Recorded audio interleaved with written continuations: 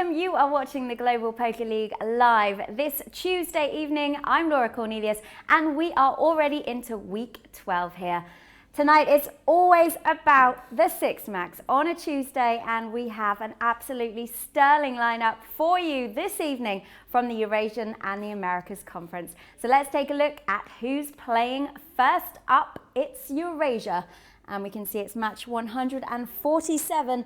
Vanessa Selbst will be in action for the London Royals, Max Pescatori for the Rome Emperors, Dominik Nitsche, whose birthday it is today, for the Berlin Bears, Danzer for the Paris Aviators, Andrey Pateychuk for the Moscow Wolverines, and Celina for the Hong Kong Stars. We've got a few changes in that second Eurasian Six Max as well. Boeree stepping in for Vanessa Selbst. We've also got ElkY stepping up for Danzer, and we have Bryan Huang stepping up for Celina into the Americas match, which are the second bunch of matches coming up for you this evening. Bryan, the manager of the New York Rounders, is back. So is Chance Corner for the LA Sunset. Anton Wig will be in action for San Francisco Rush. The manager of the Las Vegas Moneymakers, Chris Moneymaker, with a lot of pressure on his shoulders. He'll be in the driving seat later. So will Mike McDonald for the Montreal Nationals. And so will Darren Elias for the Sao Paulo Mets. That is what the Six Max looks like this evening. Let's take a look now at the Eurasian Conference standings and see what has happened with those points since our games and matches from last week. As you can see, Moscow Wolverines still top of the table. They are still 10 points clear of the Hong Kong Stars, who had a fantastic week last week. So in Eurasian, no one will clinch a playoff spot or get eliminated this week. Moscow obviously is in the best shape, but aren't out of the woods just yet. A weak performance today, and their duel with Berlin in heads up tomorrow could be huge. We can see Paris Aviators in third there with 136 points. London Royals in fourth. They have been slipping in the last couple of weeks. They're now in fourth with 134 points. Berlin Bears, we're going to see Dominik Nitsche in action. As I just said, it's his birthday today. They've got 129 points. And the Rome Emperors and Max Pescatori has a lot of pressure on his shoulders today. Although they are still in the race, and they will be falling sometime soon if he can't make the points today. So we'll have to take a look and see how those Rome Emperors do, but I'm really hoping that Max Pescatori can pull something out of the bag. Let's take a look now at the top scorers. They haven't changed too much in the last couple of weeks. As you can see, Olivier Bousquet, Anatoly Filatov and Fedor Holtz all top three, 56 points each, though Bousquet has played just one less match than the other two. Randy Liu had a good week last week. He is into fourth now with 48 points and just accelerating beyond Scott Ball of the Las Vegas Moneymakers, who slides in fifth with 44 points. And then we've got Mike Lear with 42 points in sixth place. So we will be seeing whether those top scorers can change at all this week. I'm not sure whether any of those players on top will be in the Six Max today. I don't think so. But if you want to keep up to date with us GPL-wise, wherever you are, then you need to download our app. You can do if you've got an iPhone or in fact Android. It's available on both. Just head to the App Store and it takes a matter of moments. You can also buy merchandise now from our fan shop. Get your baseball caps, hoodies and t-shirts of your favorite team. Go, go, go. And you can follow us, of course, on Facebook, Twitch, Instagram, Twitter and on YouTube. So get cracking, follow us, get your merchandise. And of course, stay tuned here on GPL. Oh, there they are. Before I introduce them, Stephen Van Zadelove is back in action with Roland in the booth B. They're going to be commentating over the Six Max matches today. That first one's coming your way very, very soon. So let's go over to them and see what's happening. Still here. Still here. Thank you, Laura. My name's Roland. In the booth B. Stephen Van Zelhoff has joined me. I got to the studio today, Stephen. I said, what's happening? What time's Stephen getting? They said, he's not coming today. He hasn't got any iron shirts, and he wants to go to the gym, and he wants I actually wanted to play some poker. Online poker tournaments. And I said, unacceptable. I said, get him in now. And I made it. You showed up, and your shirt's looking pretty crisp. Which is not easy. Like for a Dutch guy on a bike, Maltese traffic is not used to that. So for me, it's easy. For them, I heard it's not. You weren't obeying the cycle or the designated cycle routes of Malta. That's what it looked like from up above. Well, entire Malta is one designated cycle route for me. I mean, I will always be fine, but I made it, and I'm ready to go. We have a lot of good action coming today. Well, guys, 9 players in the first Eurasian Six Max. 3 of these teams are swapping out for the second game. So when you thought you thought you were getting 6, but actually going to see 9 Eurasian players. I mean, we've got Vanessa Selbst, Max Pescatori, Dominik Nitsche, George Danzer, Andrey Pateychuk, Celina Lin. 13 World Series of Poker bracelets on this initial table. I can't believe one of my favorite teams, the Berlin Bears, is still like on the verge of being eliminated.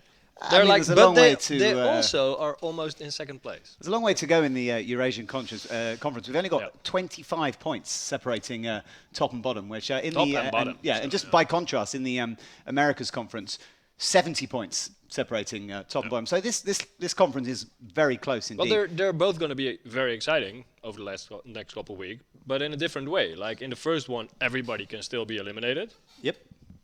Wolverines probably not, and in the America conference, that's basically the fight for the 5th place. Like, unless the moneymakers can do something really special next 2 weeks. Moneymaker himself is stepping into the ring for the moneymakers later tonight. So we'll see what happens there. He's got a lot of pressure on his shoulders. This, of course, is the last Six Max session for the GPL before we head to conference, heading to heads up only action from next week. So lots of sweeps available in heads up. We don't quite see the big swings coming in Six Max. Every team will usually score a little bit, but just in terms of tonight, got a lot of quality players in action. We've got Vanessa Selbst, who haven't really seen too much of on the GPL. We've only seen her twice. 3 World Series of Poker bracelets. This is a pretty stacked table. Former GPI #1. She did a good job last week, giving us good commentary. And she did. Didn't quite get the run of the cards. She, I think she got ended up with a 5th spot last week for that solitary point. For, it was very nice to hear. London. Really nice to hear from Vanessa, and just getting Vanessa in the first game, Liv in the second game. So the queen of female poker in action tonight. Let's see how they do. I'm ready. Dominik Nitsche. Aviators. George Danzer is going to start the first match. Yeah, he's got a few bracelets himself. Yeah. Here's Dominik. We saw seen quite a bit of Dominik recently on the GPL. Had a really nice heads up win against Timothy Adams last week in the including his commentary was also very nice. Yeah. And as Laura said, it's Dominik's birthday today, so he'll be looking to. Dominik's got a really impressive record in the he's getting in the old. Six Max.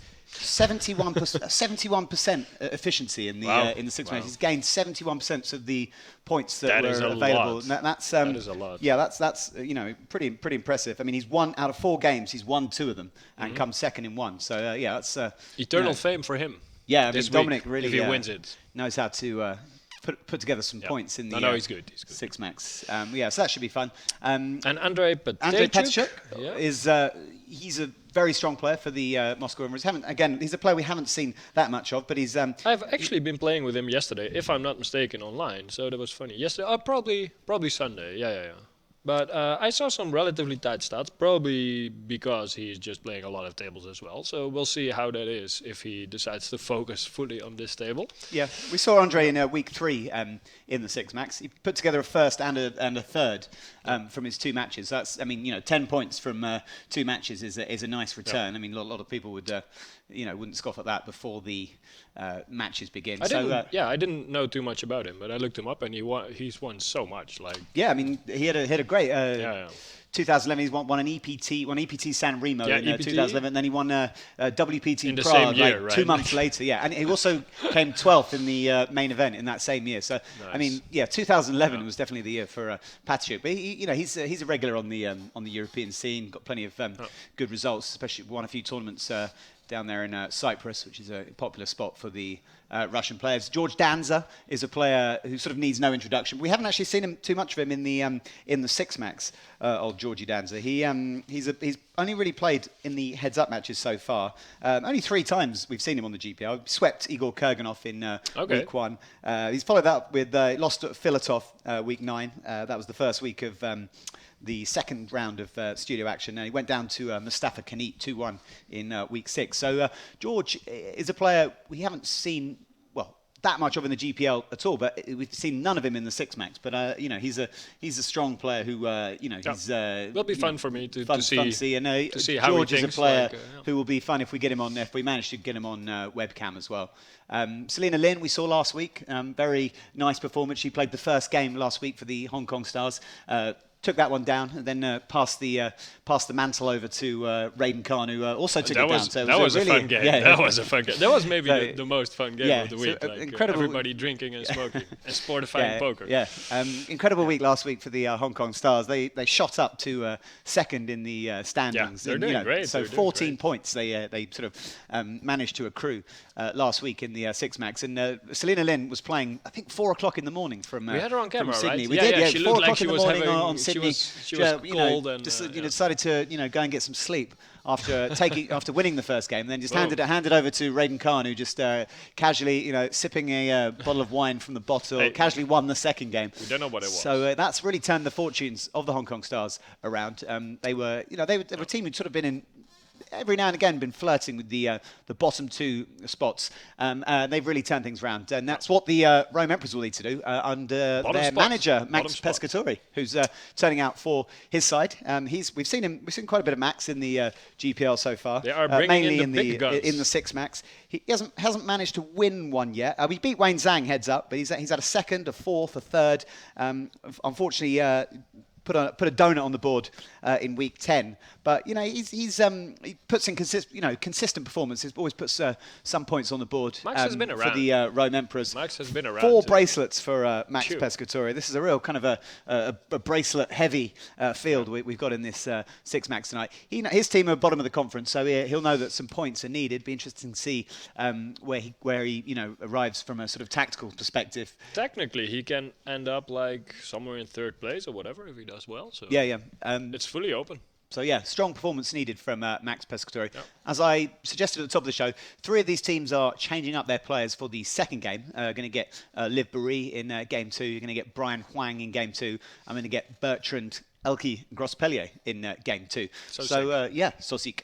And so 9 players we're going to see in action tonight, all with a huge kind of array of poker experience and success. But yeah, this first game really going to be interesting as we head into the final 2 six max matches in the Eurasian Conference. As I say, from next week, heads up action only for the final 2 weeks before we, while the 14 points. While the league begins to shape up ahead of those conference playoffs in Las Vegas, where we'll be culling. Getting rid of the bottom 2 teams in each conference. This conference much closer than we need a good tool for that. I was thinking of an X or something. Oh, I was thinking of some scissors. No, not quite as. I'm a bit more primitive. Well, you've had enough from myself and Stephen.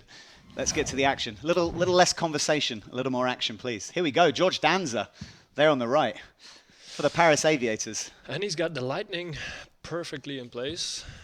We can actually see his face. That's George, and he's back up. He's back up. The hair is right back up where we love it to be. Last time we saw George, it was right down. I think he may have just got out of the shower. No pressure, the team captain said. No pressure. No pressure, George. No pressure. 5th place. If you don't Third place. He's an aviator. No, sorry. He's an aviator, not a bear. But only 4 points divide him from the 5th place. So yeah, it's super close in the league. Really nice for us. Very nice. Not nice if you are in 5th place. Let's see. Pateychuk, you say it like that? Pateychuk, yeah. Pateychuk, I'm sure is fine as well. No, yeah, I don't know. Has position on George, Celina behind him, and then Dominik with Max behind him, and Vanessa having position on Max and Dominik. That's interesting. 7-3 suited. Why not? George is here to play. Were there a couple people sitting out, or did I miss something? George, he has the camera open. He's like, okay, whatever. I mean, you know, he's a confident guy. Probably thinks he can run this He looks table over. confident. Maybe just Vanessa folded, so he He's thought smiling. I'll open this pot. The game is half for you. If Vanessa folded, then it's your match, basically. He's smiling. That's it. From now only knitting it until Yeah, we maybe have he's the trying to- points in the bag. What did he say? He opened Tinder. I can chill out a while, see how He was the other getting bored. 4 guys get eliminated by Celina Lynn, and then we just split first George and knows this second. game. That's the plan. There we go. First matchup of decent cards of the day. I hope for Vanessa she doesn't 3-bet, as she does, because Dominik has her dominated and is not folding pre-flop. And we saw Vanessa run in her last 6-match run to a pretty unlucky spot with Ace-Jack against Ace-King on an Ace-High board. So, you know, these kind of things can lead to an early trip to the showers in these 6-match matches. But she's avoided a troublesome flop here. Yeah, no Ace-High flop, that helps. She could have 3-bet a bit bigger, I think. I think she went from 600 to 1800. I don't think there's a lot that Dominik has to fold there for those odds, but with these deep stacks. There she goes, turns Ace-10 into a bluff, and it works. Having Dominik fold his Ace-Queen, Ace-Jack type of hands.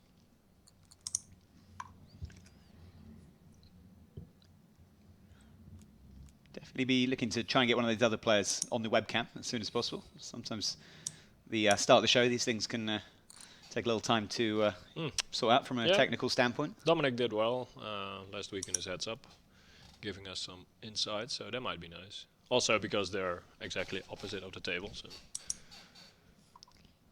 then we of course would root for them to end up heads up. So we Pretty sure George keep will them around. elect to peel here. Yeah, I hope he does. We're playing with an ante, so really. I mean, he's thinking about. He's got a little smirk on his face, so maybe he was thinking of doing something else. But he's hit a pretty fun flop. Might have to do with his Tinder screen that he has open. Tinder available on desktop? Didn't realize. Probably, I don't know. Something's gonna happen here. This is how you usually go broke. King 10 on Queen Jack deuce. Take it easy, George. More than 100 big blinds. You don't have to go broke yet.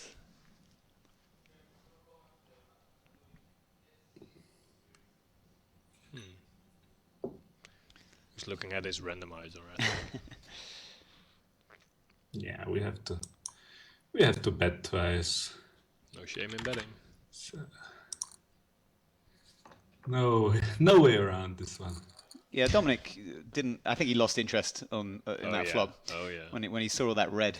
I mean, okay, if the river is a king or 10, we might think about betting twice, but all the other cards. Fire.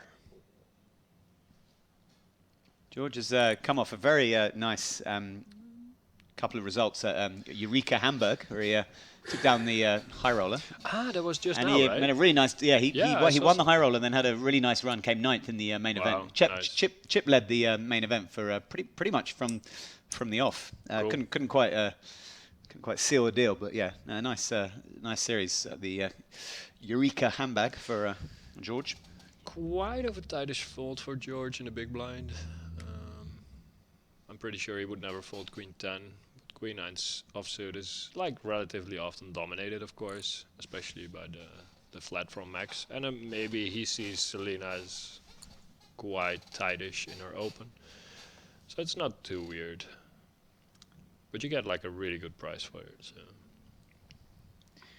Neither of these guys wanting to make a set in this hand. Both with Celina doesn't need one. No. Unless she folds the best hand. But I don't think she's going to give up for this price. There we have There Max we go, Max on screen. Pescatori, looking thoughtful as he's... Yeah, blue painting in the back, and that's not the reason his hair seems to be blue. His hair actually is blue, I think. Good job there. And Celina takes it down. Sportifying poker where there's orange juice. Yeah. Shaking his head. He's ready. He's Ready got to rumble. Another pair for Max. 4-time bracelet winner. Part of the 13 bracelets spread amongst this group of players. This table only? Yeah. Oh, wow. Well, yeah. Max has 4, George has 3, Vanessa has 3, and Dominik has 3. Wow. That's pretty impressive. It's, and Andrey, Andrey does not have a bracelet, yeah. but if he gets one, it's He'll his have- triple crown. yes, because he's he one away already from has the, like EPT and WPT Yep. titles. Yeah. What have I been doing in all these years? I don't know. These guys were raking in bracelets like it's nothing, and yeah. I don't know. Probably driving my bicycle on Malta, trying to not get hit by cars. You won a tournament in Spain, right? I mean, If that had been compared to a bracelet. if that had been an EPT, then yeah, small stuff. you'd small be you'd be on Team Pro. Just Queen 10. stuff. I'll get there one day. He doesn't have Queen 10. Nope. She doesn't have Queen 10 even. A jack is good. Nice little pot there for Celina. She would probably have bluffed Queen 10. That could have been good enough for a value bet. I like the 525 somehow. Yeah, the ace jack was probably almost 9 a.m. in Vegas, the best so hand. if you see me a little bit sleepy, Wow. it's because I'm sleeping. Poker player up at 9 Played a.m. last night late at Bellagio. Played like a 12-hour session, so So, it was how much did you tough lose? this morning. But We won. have to do it. These hands are, So I would say, worth some bets. At least one.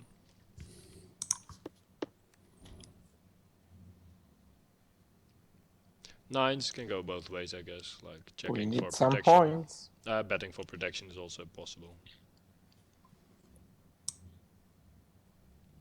Yes, Max, you need points Yep. badly. A little bit cut adrift there. See how many more overcards are left.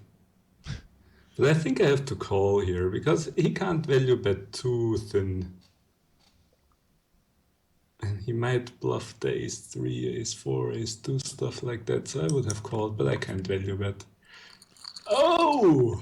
Oh! George is having fun already. That was probably the way to win this pot against the ace 3 of hearts. Yum, yum, yum, yum. He's funny. Good, Definitely, good to see him on screen. Definitely not 9 o'clock in the morning where Oh, no. George Danzer is. Oh no, it's 10 o'clock in the evening and he's ready to go. See if the tea has the good temperature now. Nope, still too hot. 4x from 4x the open from Dominik Nitsche. Takes that one down. Can't blame him. The sticky Max.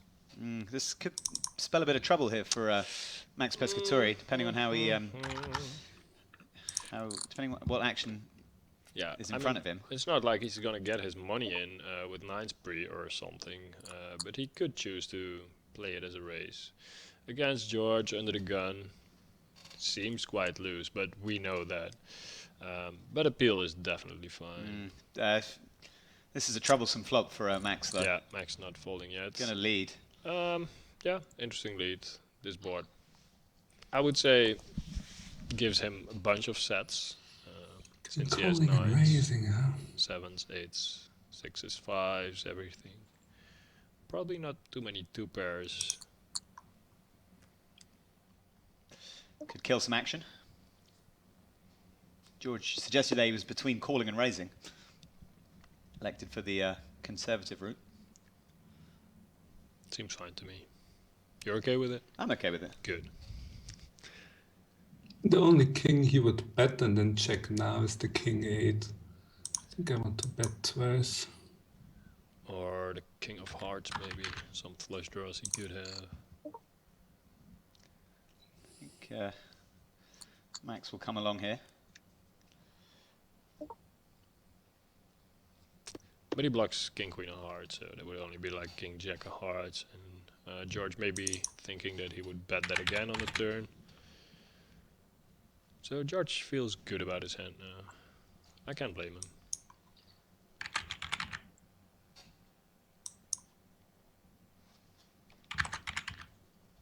George doesn't have too many bluffs now, probably. So kind of an iffy spot for If he Max. has king 8, that's the only hand I could imagine him betting out and then check calling the turn and check calling the river and beat me. So I think Not turning. he has more ace-6, ace-7. Tried to induce a little bit by betting out, and now we value bet the queens, and we look like geniuses. Yeah, pretty nice value bet from George. Yeah. And the king 8, suited or not, is probably not in Yeah, max that's small fine. blind flapped range anyway. So yeah, good analysis from George. Follow the GPL on Twitter, guys, at GPL. A lot of information coming from that Twitter account regarding upcoming matches. We gotta attack So- now. Use the hashtag GPL to follow the conversation. We will read those tweets. Any comments or suggestions or any thoughts on the commentary pairing, let us know. This deck, nobody wants to go last. George is trying to pressure Vanessa into the threat of having 0 points in this game by pulling the trigger pre-flop with a junky hand. And he outflops her, but on a flop that Vanessa is gonna pay, probably. At least one street. Hey, it's Vanessa. She could even turn it into a bluff at some point in the hand. Yeah, I mean, pocket fours is a hand that Vanessa has history with. I'm pretty sure 4-4 was the hand she had in the infamous EPT hand against Kevin McPhee. Ah, okay, yeah. I kind of remember the hand, but not exactly. Fours against ace and 9, I think 6-bet. People shove to putting in a create. lot of bets. That's Yeah. George thinking if he wants to protect and go for value with this hand or play it as a bluff catcher on many rivers. Both are perfectly fine, I think. Vanessa's picked up a bit of equity here, or a bit more equity with the gut shot. Yeah, not a lot of reason to start bluffing for her yet. Now we lose to ace-8 and ace-7. We can't value bet. We shouldn't bluff. Nice. Nice. Schön. Sehr schön for George. Doing good business so far for the Paris Aviators.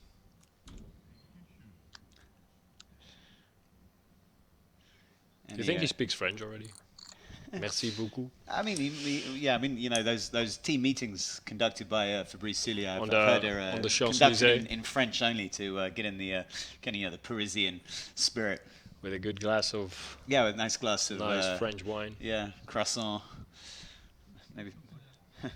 Maybe, maybe some garlic shavings.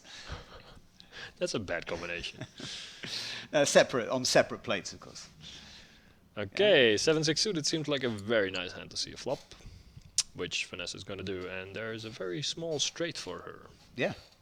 But it might get bigger at some point. I think in some the chips are likely to go into this pot. Andrey will certainly perceive Vanessa to be capable of a lot of aggression. Oh yeah. In a 3-bet pot. He also knows this board hit her range quite well, so he's going to take it easy. With the hearts kind of covered in his hand, he kind of has a good hand to play passively. And let Vanessa put some money in the pot, which is probably what she's going to do. Not necessarily on the flop, but probably. So she can barrel a lot of turn cards to put the pressure back on Andrey.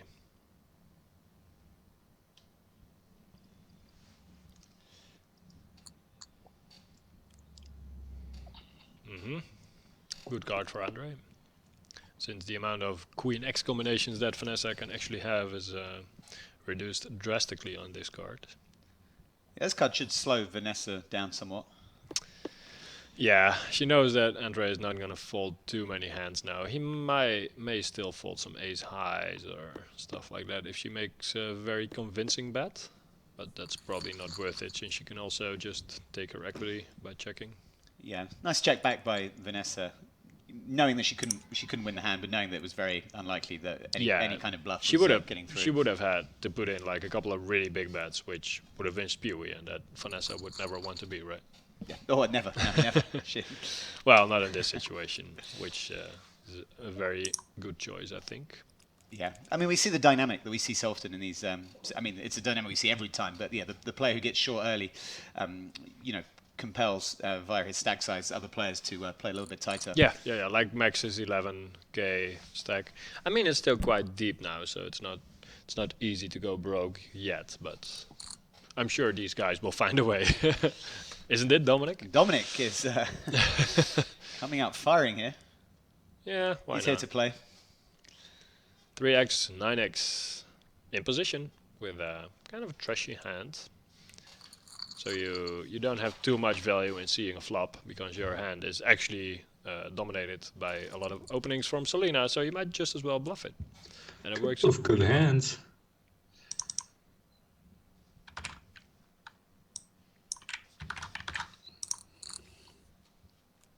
Kind of a standard play by Dominik if you think people are opening too wide from the small blind, which Vanessa probably is, considering the fact that Dominik can 3-bet him with 10-4, 10-5 out of her Jack 10. Then you kind of know that Celina should have started limping those kind of hands.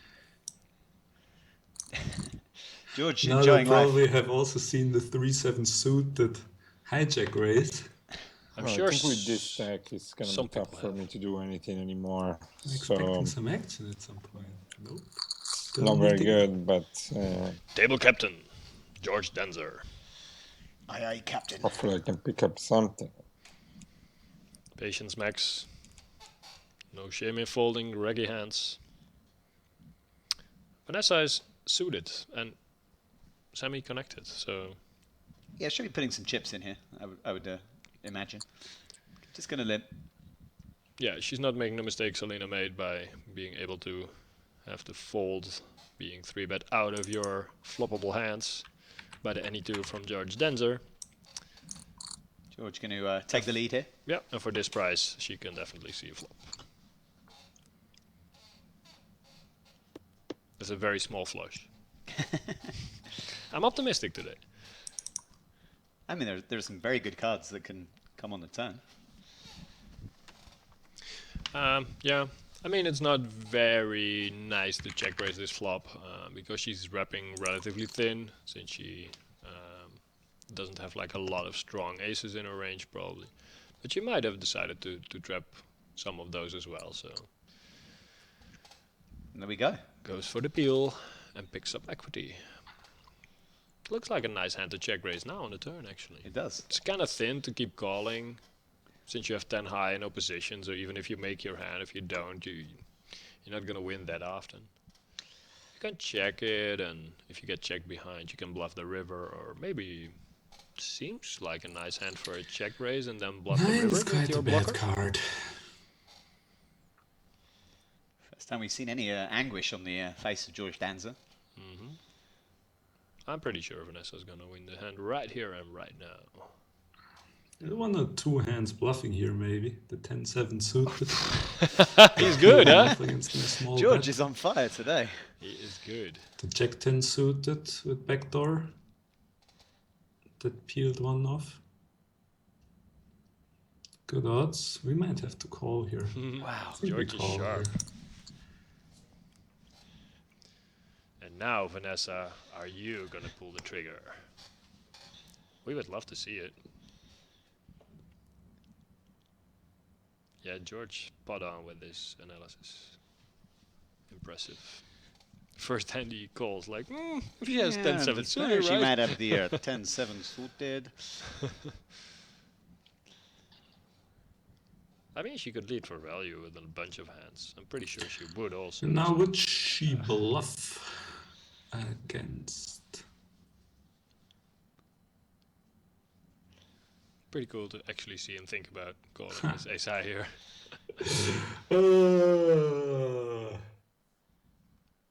Should have asked the captain before we started today if the hero calls are allowed or not. Because this is either 10 Jack suited, 10-7 suited. I mean, of course you could have like 9-7 with a little bit of a fancy line on the turn. And then a couple of aces. Oh man. Such On a George, juicy hero not caller. London out. Max is getting excited here. There's a decent But then again, potential Vanessa that uses her image well. not finishing last. Do it, George. Oh, Would be wow. so impressive. What value does she have? Like 8-9 type of hands? 9-5 suited. I'm not sure she would Go. ever call. No, George. Oh, George lays it down. I can't mean- blame him. I mean, yeah, some random 9x combos that she peeled and decides to lead the It hurts though. It hurts so bad.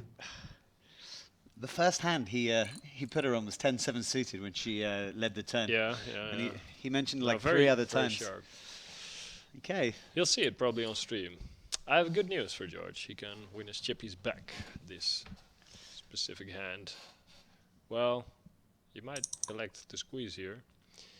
And that's not going to end up particularly well pre-flop, since Vanessa kind of slow plays her jacks here.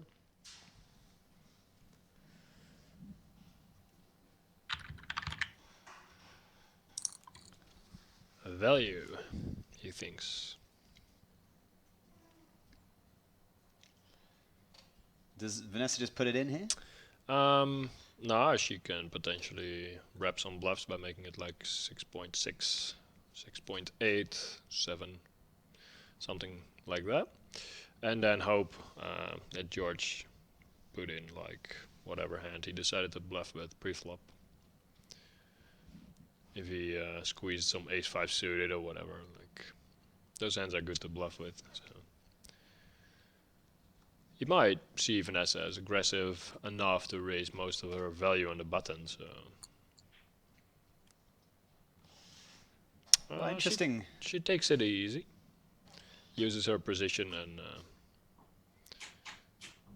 well, maybe she thinks skill advantage.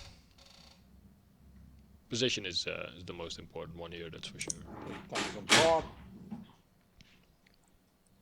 I couldn't blame her for getting it in, but she wants to be patient, considering the short stack of Max also. Makes a lot of sense to not go broke unnecessarily. Goes check on the flop. Imagine Vanessa pretty keen to get to Tutti gli showdown. italiani che sono in ascolto, andate su Twitter e retweetate questa partita, Sì, così sì. magari vediamo. Sarei curioso. O se avete qualche domanda, fatemela pure tramite Twitter, che è la cosa più facile per me. Any Italian translators on the stream? Ciao. That translates as George just rivered Broadway. Yeah, George is gonna win his chippies back this hand, at least some of them, that he feels will be rightfully his when he sees the stream with the 10-7 suited from Vanessa. I mean, they're only rightfully yours if you make the call. Yep. Boom. Oh, and You get him. rough spot there for Vanessa. He gets his chippies Getting back. his payoff on the river. And George is So that's up interesting. to almost 50k now. What did she have there? Max has a hand he waited for and decides to put it in. I don't like that because he's the shortest stack already. Okay, Vanessa's close, but there's more points to gain for the winners, One pot. especially This time I did win it. because he needs a lot of points. So he should go for the higher places in the Fold city this go. one. So he should definitely induce action with ace queen there instead of killing all the lesser hands behind him by shoving. So a min raise is way more profitable there, I'm pretty sure. Andrey kicking things off with the Jack-9 off. Going to run into a pretty good hand behind him from Celina Lynn. She looks 3-bet. Guess I'm glad that I folded. Again, Celina's definitely perceived to be one of the tighter players in the GPL. So Although action might have been different, of course. I've seen him make like a couple looser 3-bets, etc. when a bit further in the sitting go in the last one. So let's see if that's going to happen again today. Broadway for Vanessa under the gun. She likes decent cards. yeah. So good George enough to raise. if George is watching Twitch, he will now be seeing the hand where he was bluffed Nice. by Vanessa. Hasn't reacted yet, so maybe he's not because electing to... probably because he's looking at his cards. Ace king. Value 3 bets. Ace king, 4 king, 4K fold. Ship the monies. Allez papa, as they say in France. And, This hand is gonna get some resistance from Celina, I think. This one yeah, is George isn't going to have things all his own way in this hand. no, for this sure. one is not going to Play perish quick yet. now, huh? Aviators. Sneaky flat call from Celina. If she had the stream open, she could have seen George's opening quite wide, so then a 3-bet would also have been possible this deep. But a slow play is always good with a couple re-steal stacks behind you, so she can mix it up pre-flop.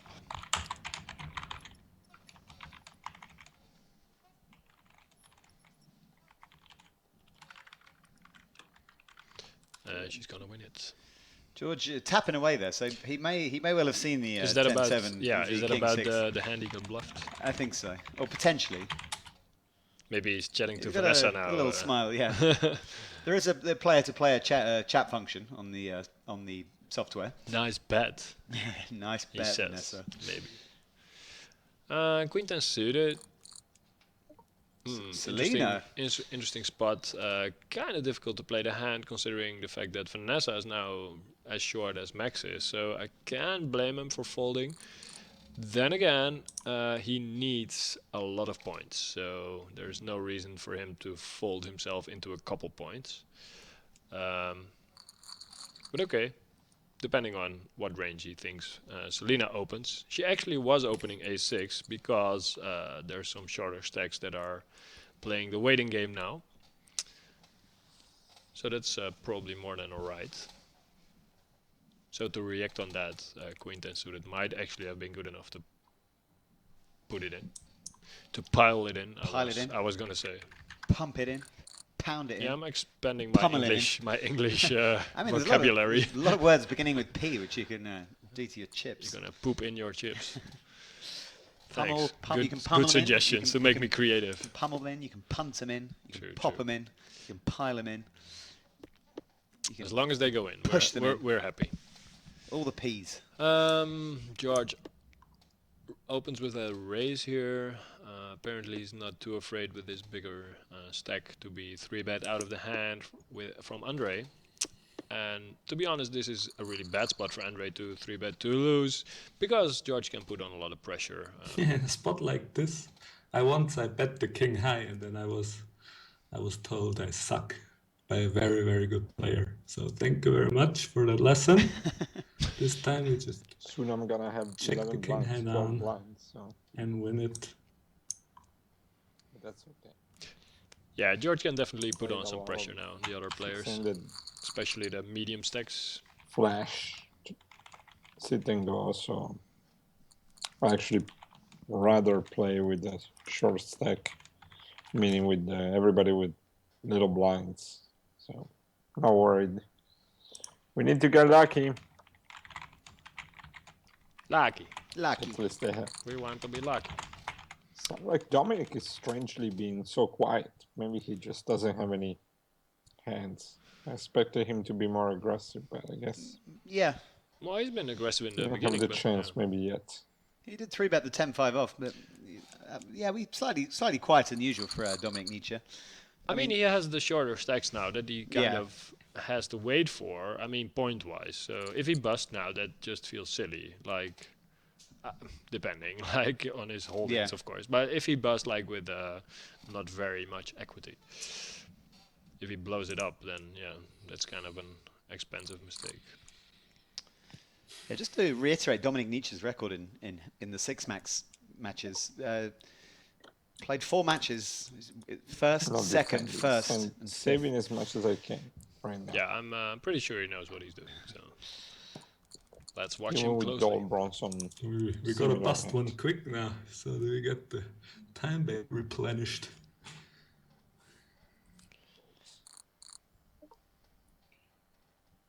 That case, just back. Dominik springs into action with the Queen 8. It's decent hand on the button. Yeah, about that hand with the king high. Yeah. There was a theoretical problem that it's not unlikely I have a 9 in that spot because I would raise the 9-6 and the 9-7. So, and probably all the king 9s.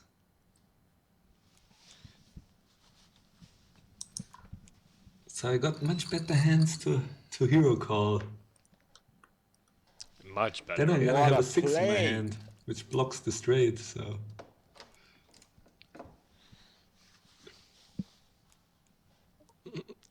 King 6 was not bad either. You can see him thinking. You can see his brain go over it.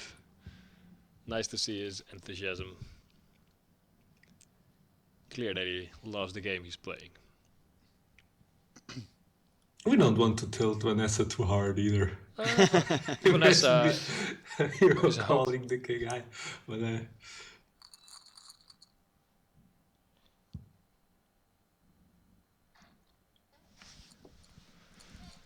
Yeah, I hope Vanessa was looking at something else there. Her 7 high was not the best re-steal hand.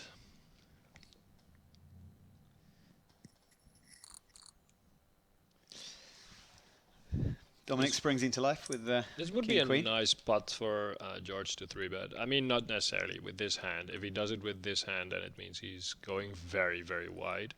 But it's like the perfect stacks to put pressure on Dominik. Nobody can just cheaply shove it in without risking their whole stack after he 3-bet. If he makes it just like 5k or whatever, what are they gonna do? They more or less have to wait for the short stacks now to fold. But Dominik, of course, adapts to the possibility of George doing that to him by not opening too wide. Max could be in a bit of trouble here. 'Cause he's, if he elects to It's a very difficult spot. put the chips in here. Okay, he's going to min raise. To move be. in, I could just... I'm gonna do that, of course, if I have a strong hand like Ace King or some that probably I will fold if I get 3-bet, but let's just decide to go this way this time. Well, talking of Ace King, Andrey, Pateychuk will be upping the price of poker, I would imagine. Yep. Probably he's gonna make it around 45. With this stack, it's difficult that I get 3-bet to fold, so it could happen, but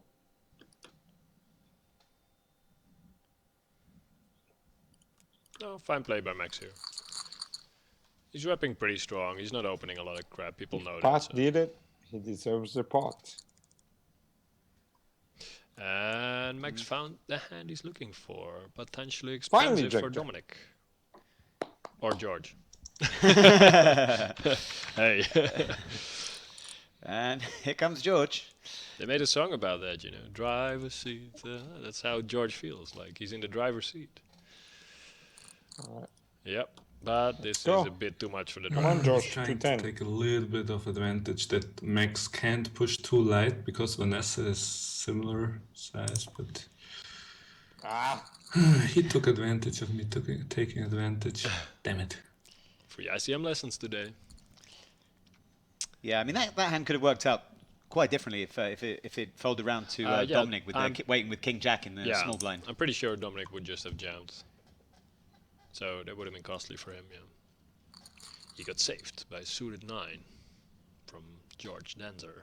Since we're not in last place anymore, Somebody bust already. another real hand. And danger here for 3 players. This is probably the hand that Max can get away from if Dominik decides to raise, which he's probably almost always gonna do. Just because it's a bit too awkward if he doesn't. Okay. Well, he might call the shorter stacks behind him now.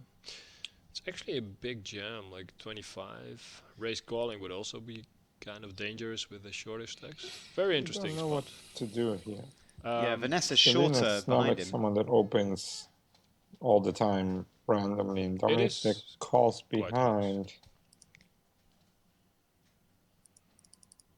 Well, I guess we are in last place. Yeah.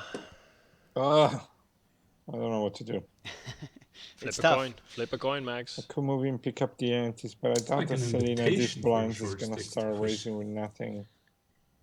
Well, Dominik definitely has traps in his range, like real aces and Dominik kings. could have So that's dangerous for Max.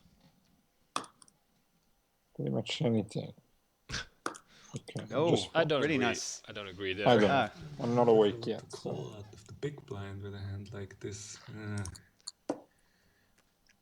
oh, Oof, that Uh-huh. was not a And, bad flop for me with beautiful opportunities. I'd be curious to see what they have. Good fault, Max. You would have. yeah, it was a good Potentially awareness, lost your a good chips. awareness from Max there, knowing that Celina unlikely to be. Well, Raising. she can open relatively light because people have to fold a lot to ladder, right? Dominik And folds just here snap straight away. fold from Dominik with the because open ender. yeah, because there's somebody behind him, and the fact that Celina bets into two people makes her quite strong as well. And she probably bet big-ish. I did it. I missed the size, sizing, but yeah. he would probably call for a small bet, but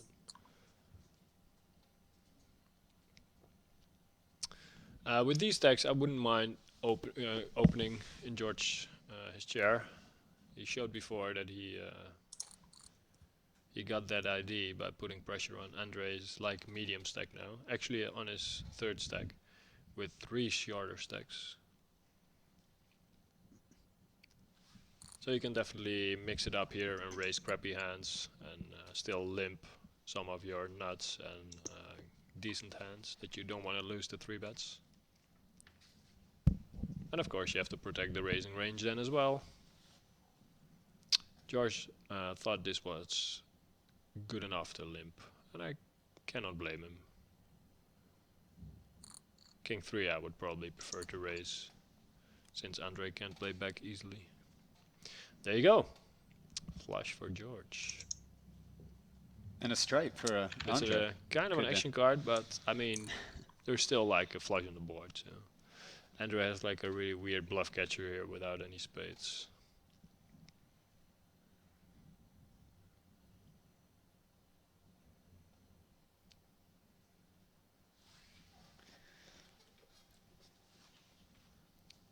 Plus the chips he has to call off here are quite worth a lot of money, like worth a lot of chips, points, because of the shorter stacks, so yeah, he's never too happy. Can't blame him for folding actually.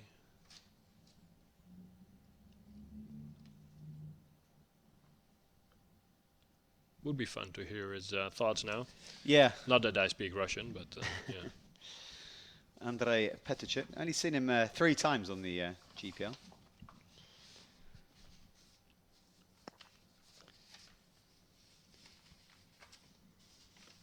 I mean, George is gonna have a bunch of flushes here, so it's definitely not an easy call.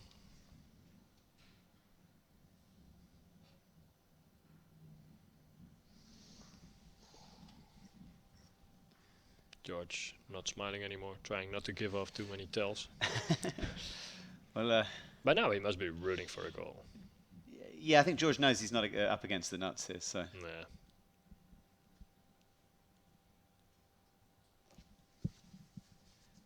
I don't expect any suicidal bluff here from Andrey.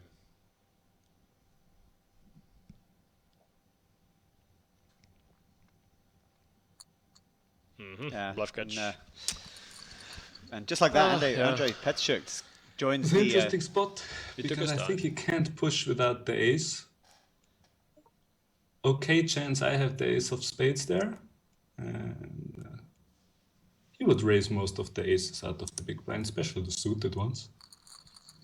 So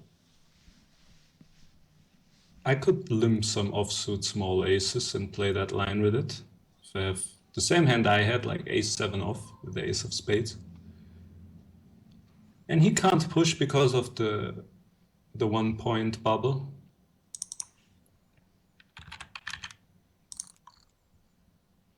Boom, fire it up, 10-4 suited for George. Back in the driver's seat. Straight in there, Dominik. And of Come on, course, Dominik. and of course, Disco tournament live. Dominic On the short sticks. not too afraid to What's lose some this? points here because he knows George is going to be super wide, which he was. Let's see how Celina is going to do this. She can 3-bet and then have to fold if 4-bet. She can also flat. Yes, I'm committed now against the shorties, not against Celina. Against Dominik, we have to do some math. I would say it's a borderline fold, but for ICM reasons. Yeah, Celina's sitting in a pretty nice spot here. She's second in chips, three stacks below 10 big blinds. Yeah. Hong Kong Stars are second in the conference. Yeah, Don't really need to do anything wildly. No, I can see why she outrageous. chooses not to play the hand to George. It looks very tight, but she has very strong arguments not to It's fool time around for with the dice soon. with the chip leader. Tricky spot for Dominik. Next hero call, the dice are going to decide. Yeah, tightish fold for Dominic, but not much you can do, I guess. With that 3 stacks that are gonna clash statistically a lot earlier than he is. So he has some free points if he is not gonna look for super small edges chip-wise.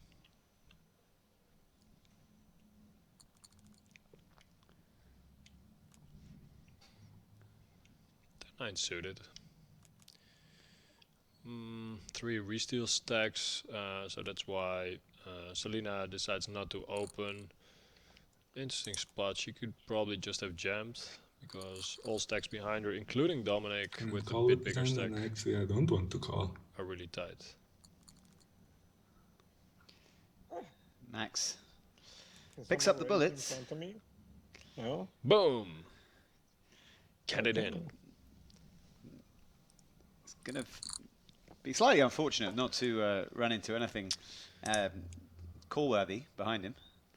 Andrey is certainly not going to look him up with King 9. Andrey No call. would need a bit better king than call there to call there. Probably King Jack-ish. Wasted aces. Wasted aces. There it is.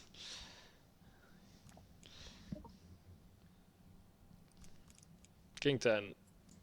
Even ICM wise. No, okay, it's close. No, it's not bad to shove there, but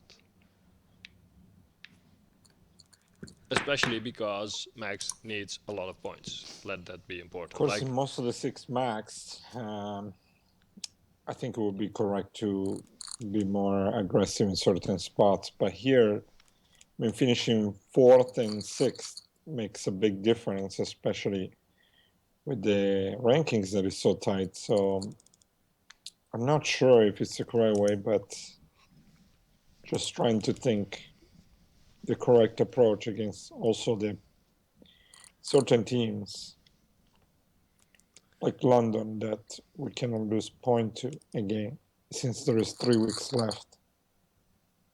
well, actually, you need to gain points, Max. So you got to put your chips in loose enough, I think. The King 10 must have been relatively close. I think I would have shoved, especially because you have like decent folding equity on some of the stacks behind you, because they Faster. are not going to call in for fun. Way too many good hands for my So then King 10 is mini probably just too timing. good. George worrying about his time bank. Yeah, just a minute and a half for George, but I would like to see like yeah, the hot seat, right? That's how it's it called. certainly like, certainly spices things up. Having said that, it looks fairly likely that we'll lose play. And Vanessa decides to call off with the ace 9. We'll need an Well, ace, the two is or gonna she'll be be down to Very crumbs. short or even out. Nothing so far. Just the ace for Vanessa. There it is. Andrey Peteychuk wasted jacks. doubles up. Wasted jack. And Vanessa now almost eliminated. Yeah, I must have been close to ICM wise. So, Vanessa, yeah. one of the teams in the middle that doesn't need like a lot of points so far. So must have been close-ish. And And she is gonna get it in this hand. she'll need an ace again. And George, close to getting some much needed time top up. Now, Yeah. for all beginners, George that they're knows watching. this spot is protected. Here, Andrey should have a pretty strong hand to do that. Maybe 2 sevens, that kind of stuff can also be done with the mini raise. Just not to let Vanessa Oh, nice little take value a bet piece here of the by pot, George. and George, of course, has to have something top pair. Good bet. And that'll be Five curtains left. for Vanessa Selbst. All right. Good game. London Royals, 0 point, nil point, they say in 1 point over is down there better in than France. 0. Well, they already have 134, so Yeah. now let's see if Max can... Make a double up. Why don't we even find someone with the ace-jack? This donut for the Well, London Royals Andrey. really going to offer a lot of hope to the 2 teams below them. Asso-jack! No, 2-3, no, 2-3, no. Ace Asso for jack. Max. No crying on the stream, please, Max. You're gonna double up this hand Niente fiori. pretty often. Just a 3 now will prevent Max from a nice little double up. And Yeah, good Prego turnaround. for Max Pescatori. Doubles up to Very 19,000. conservative play. And it pays For off. now, it pays. We're still in, almost beginning stack. And now the Berlin Bears and the Okay, Rome that's good. Emperors really got a chance to put the pressure on London Royals, who'll be won't be improving on their 1-3-4 points tally. I know in that this George game. will 3-bet me many times, but I don't care. I'm hoping that he does now. Max has got his point. He's not afraid anymore. Out of the big blind, you could re-push it. Out of the small blind, I don't even know. Interesting lay down by George there, electing to give up the 5s, 5-handed on the. Yeah, on the I button. mean, it's kind of a borderline jam, probably, depending on what exact range Max is going to open. But he's still in the Let's driver's make a seat. bet to fold. So Not he's to going to fold, make a to lot of pretend money that I'm going to fold. by playing small That's pots. fine. Now. Let's pick up the pot. I don't mind him for Beginning that. stack. And Max Pescatori almost certainly going to Now, nice 2 kings. get things all in here. Finally, some hands. I didn't wake up at 9 in the morning to get no hands. Celina probably always has a jam here. There it is. There it And, is. if Max can hold here, he'll be up to 50,000. That's a little bit of danger there. A queen or an ace now, and also some backdoor possibilities. and Yeah, that's run one a of them. hearts. Oh wow! Ooh, Celina, can she do it? No. And nice hold for Max, and he's up to 50,000, just like that. Andrey and Celina now the shorter Sorry, stacks. Celina, cooler, but we need points more than you guys. You already won 2 matches in a row last week of this And 6-handed. The chips are just flying in now. Winning like that, it's not Yeah. fair. We need the Romans to win. And Dominik needs to stay tight here because, Oh, well. again, a couple of shorter stacks now, so not too much he can do.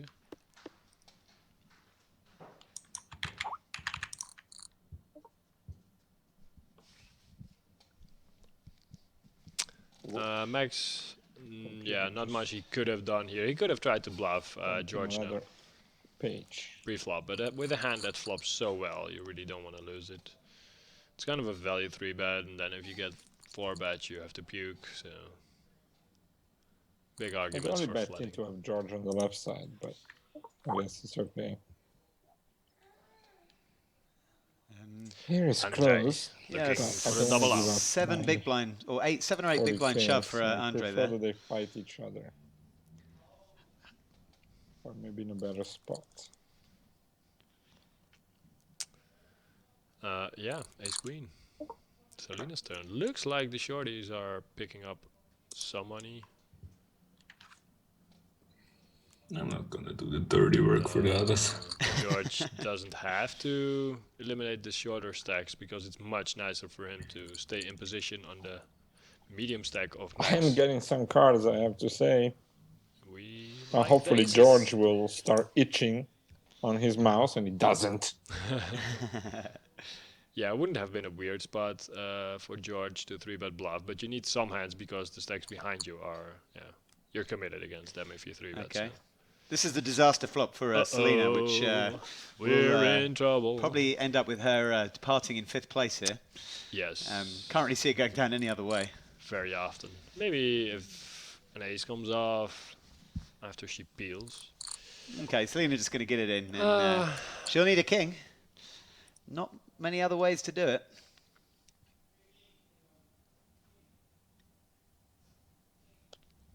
Sorry, there it is. Celina, I always have it. Max Pescatori got up at 9 a.m. for the Global Poker League. Good He's getting game. Rewarded by the deck. Yep.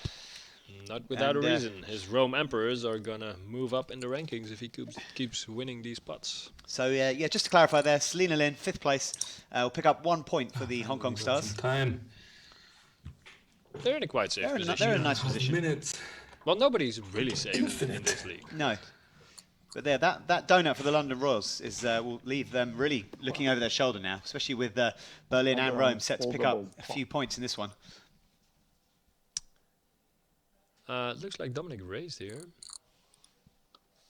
With the same amount. Or limp call, probably. You saw the action? No, I can't imagine he didn't. Yeah, he could have jammed pre-flop even, but...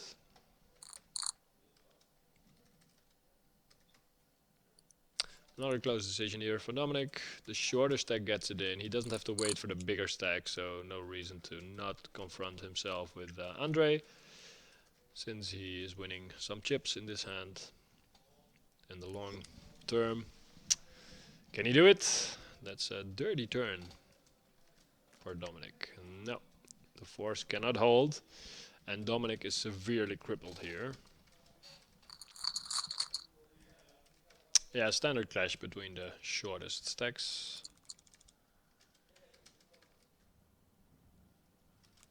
I would say no reason for Andrey to get involved here.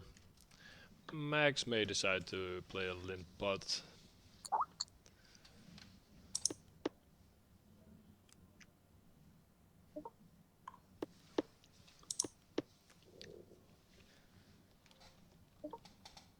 It is a spot in which George can put on a lot of pressure pre-flop. It looks kind of silly, but still, there's more points to win. What a sexy bluff by Max. And yeah, Dominik Nitsche there departs Good game, in Dominik. 4th place. Maybe it was a little bit with the king. Dominik used to, putting in strong performances, and yeah, didn't really get the kind of run of cards he might have hoped for there. Good game for Dominik. Well, he Dominik- still has a second chance on his Yeah. birthday to win the second match. Yeah, he's getting old. These kids are getting old. 25 already. He's 26 today. He's almost turning grey. Hey, what can I to be say? 26 again. Gut shot here for George Danzer. Yeah, I think George was commenting on Max's bet in the last hand that he bet George out of the pot with his queen high. Not being good very often against Dominik, but King high again. George loves the king highs.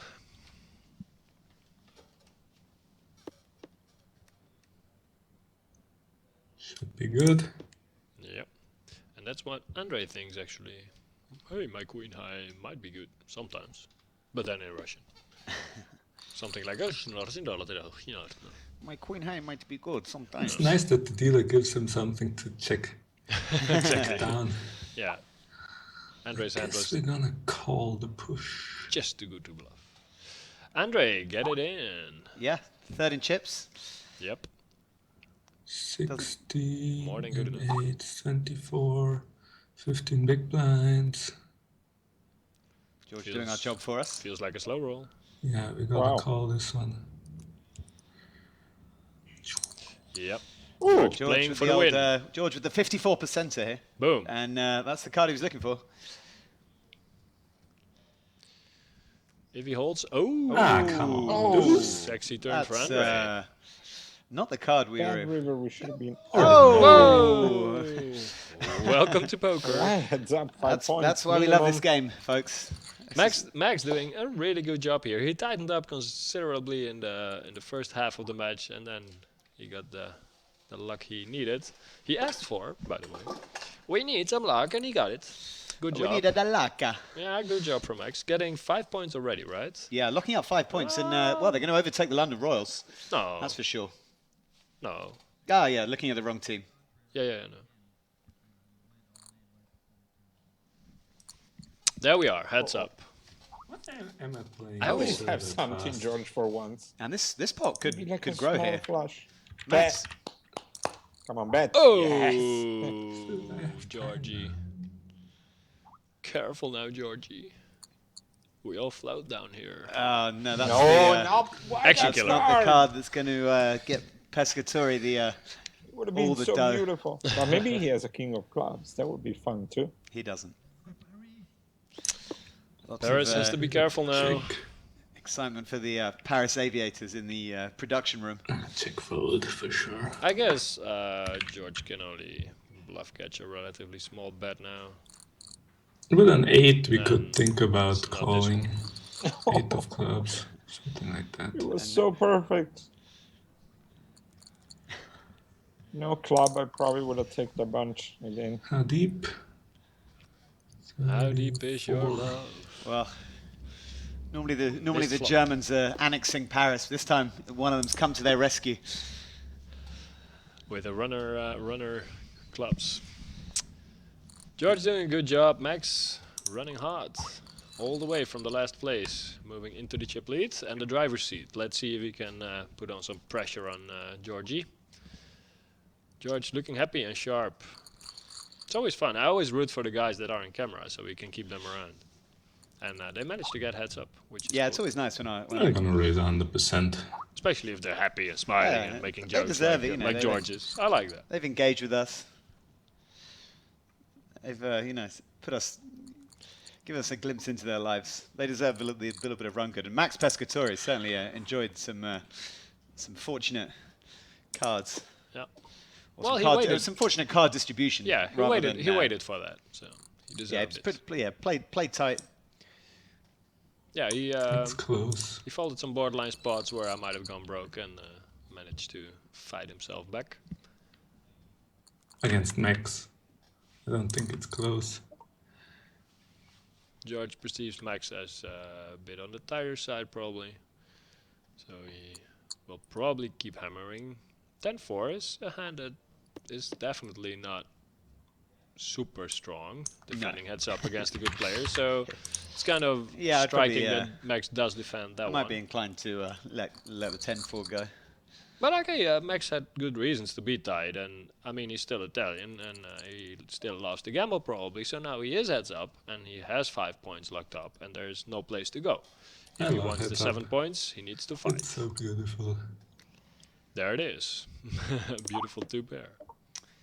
So yeah, we're going to see the Paris Aviators go at least level with Hong Kong at the conclusion of this game. Hong Kong move up to just the 1 point. Will move up to 141. So Paris will at least move to 141, potentially up to 143. So we could see Paris in second place at the end of this first Yeah. 6 max. And Rome is Whew, just save some money approaching. this time. And Rome will be breathing down the necks of all the teams above them if they're going to go up to The Queen was a 130. bad river card. I would have Oh, bet strange that most he of the didn't bet cards. with the river, George. But the Queen just... Like, My check down Queen now hit, and his check down Queen something now bad. hit too. So he's not that likely to call me with ace high. Just hearing some news in He regards was to a the little bit American likely 6 of max. Now beating the jacks and the kings. Be water. Jason Mercier coming in for the New York Rounders tonight, replacing Bryn Kenny. Cool. Nice when you can bring in Jason Mercier as a Could've called backup. Jack 5, I don't know. I was thinking about the hand before, actually. I say, let's grind it out slowly. And we instantly pick up the I was 3-7 gonna say, we suited. haven't made any 3 bets yet. Yes, I like we'll the 3 start bet seeing it. from We George. have no choice but the 3-bet. No choice whatsoever.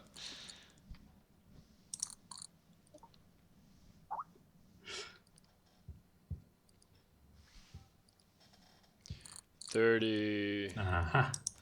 He's Something. coming back. blinds deep. Max With the decides same to weapons. bluff with a hand that's probably in trouble if get 4 bet, so I'm not sure about that one. One Probably. 3-bet and he starts limping. That was too easy. Nice check raising hand. Pull the trigger. Ooh, For this reason, strange. On a race pot that he would just Max might have checked this hand. was like queen 3 or something. I don't know what he has, but Nice play by George. He seems to have a good feel so for weird to race that way. the game Max is playing. I do like this hand quite a bit. Pretty okay flop for Max. Flops a gut shot, 2 overs. George finding a way to win pots here, though. Yeah, he's Certainly creative. feels comfortable. It feels for me that George has a lot more experience playing heads up than Max does. But he can prove me wrong. George, Of course, having a little improbable stretch. I have an ace, but if he doesn't, it'll become difficult for him to do something. 8 combos. George, creative brain calculating again. Although, Very close to now if making. I check, then it becomes difficult for me to call. So He's still very happy. I love do the it that smiley way for face of once. George. Having fun playing poker. We love to see it. Another check raisable hand for George. a bit You can different even- than last time. Can even peel. Or fold. Yeah, decide to Sometimes take the, all 3 options. Well, he's are, been active enough, but yeah, you can't expect Max to keep giving him credit. That's why he probably chose for a bit of a tighter approach this hand. I think he has kind of a loose image now.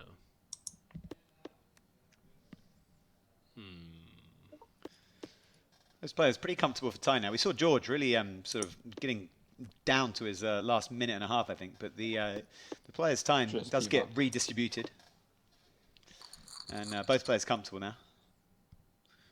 Certainly does hot things up when the hot seat comes into play.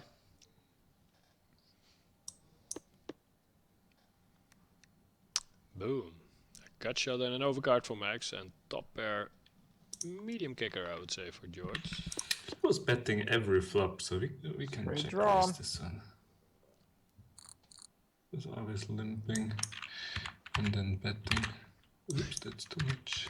George analyzing Max's game. And actually feeling strong with this top This pair. time, so I'm gonna call him. Max going to come along. Picks up Why no queen? a deuce high flush draw.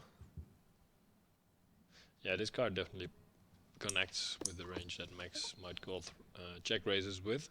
So George decides to slow down a bit, which makes a lot of sense. And Max has something, like he has equity, he has outs. But I can see him betting here because he won't feel too sure about winning the hand very often if he checks. It really hurts to fold here, but Yeah, pretty. Yeah, George sees our his, check raising hands hit the 7 much better than 10-8 is at that point. So I have to fold top pair. George has to give Max's range some credit after calling the check raise there. Seems like a tighter fold, but he probably knows very well.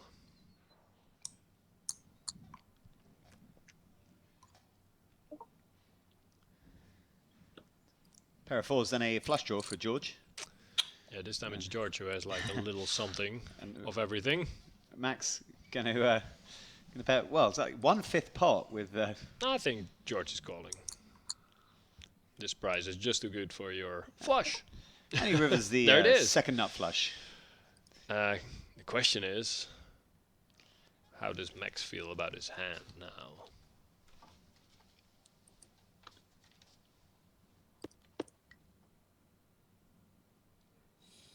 It's really close. On a board that's not paired, you always should value bet the queen. On a pair board, I think it might be okay to only bet the ace. He doesn't have 9s and 10s though, because you would have 3-betted. He has king 9. He has ace 10 with a Ace of diamonds. Or just 5-6 off. He's not Yeah. a big hero caller. No diamond. Which he's not gonna call. Check. George pretty a little bit surprised. A little bit surprised George. to see the I guess he 5-6 was off giving there. up on that one. Max is a bit lighter here than you would have expected. Interesting It's a would shame be because to the know game come up. if the Russia river would have bet blanks, again, of course, if he's and gonna fire off on that one. We'll never know, George. would have We'll been never know. important. Yeah, creative bet from Max there.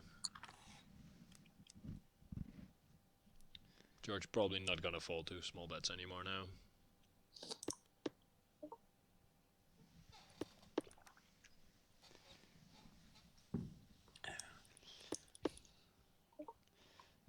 Max. George should have a 3 in this end, but Nice read, Max. I could even bet. Maybe I'll bet like something.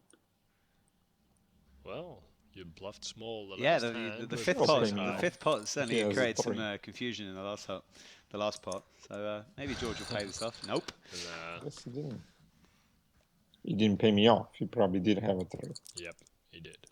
Chips could go in here. I Still don't pretty know, deep. we've seen Max be relatively passive before with King Queen suited, but that was in a different spot. I think this is always a value check raise, 3-bet. And George can go This sounds interesting. either I ways. don't want it to in, but calling Yeah. is quite. I think quite George smooth. feels he has, wow. I think And, George feels like he has a post-flop match on Max, so Cannot say I'm not getting lucky. well you're not. There's something Not getting lucky, sounds- Max. No lucky. Arrivederci. He's Yeah. not. He's more Arrivederci. like Is I a think the right hero. term. Max here. Pescatori. Not much you can And, do. We can't blame him. It's Well- not gonna come a club again, right? No, don't raise Max. Good card. Go with third. Well, another 4 would definitely Yeah. slow things down. Maybe a deuce or a tray.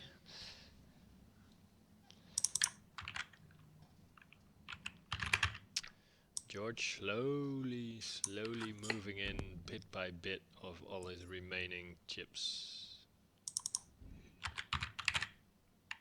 The itching of George. 12.8, I was gonna say. Pretty close. Third. I like George's sizing. The third. Nothing Creative much Max play. can do. No club. No Okay. club. There's nothing to save Max Pescatori there. Arrivederci, And amigo. he was calling it a Move lucky in, flop. Of course. And in a few seconds' time, he's going to get the bad news. Very, very bad news. Well, the board Come on, paired, so Georgie. there's more combos that beat Max. Come on, Georgie, It's move still, in. Dirty seven. Yeah. Yeah. Oh yeah. Oh. Max's face here is great. Oh, he just did he fell from his chair? Yeah. Right. That hand literally knocked Max Pescatori off his Wow. chair. He must have a very special chair. That was a fun match. Well, that was a fun match Fun from match. start to finish, and Cool. I mean, a lot of that fun was provided to us by George Danzer. Yeah, great job. Thanks, George, for we saw doing the commentary. we saw some really nice reads from George early on in that their 10-7, game, and he felt so spot on. put Vanessa on the 10-7. Couldn't quite find Maybe the call. she has like 10-7 of hearts. 10-7 of hearts, 10-7 suited. Yeah, really fun to get George on camera there. And let's have a word of Max Pescatori because he played his part in that match.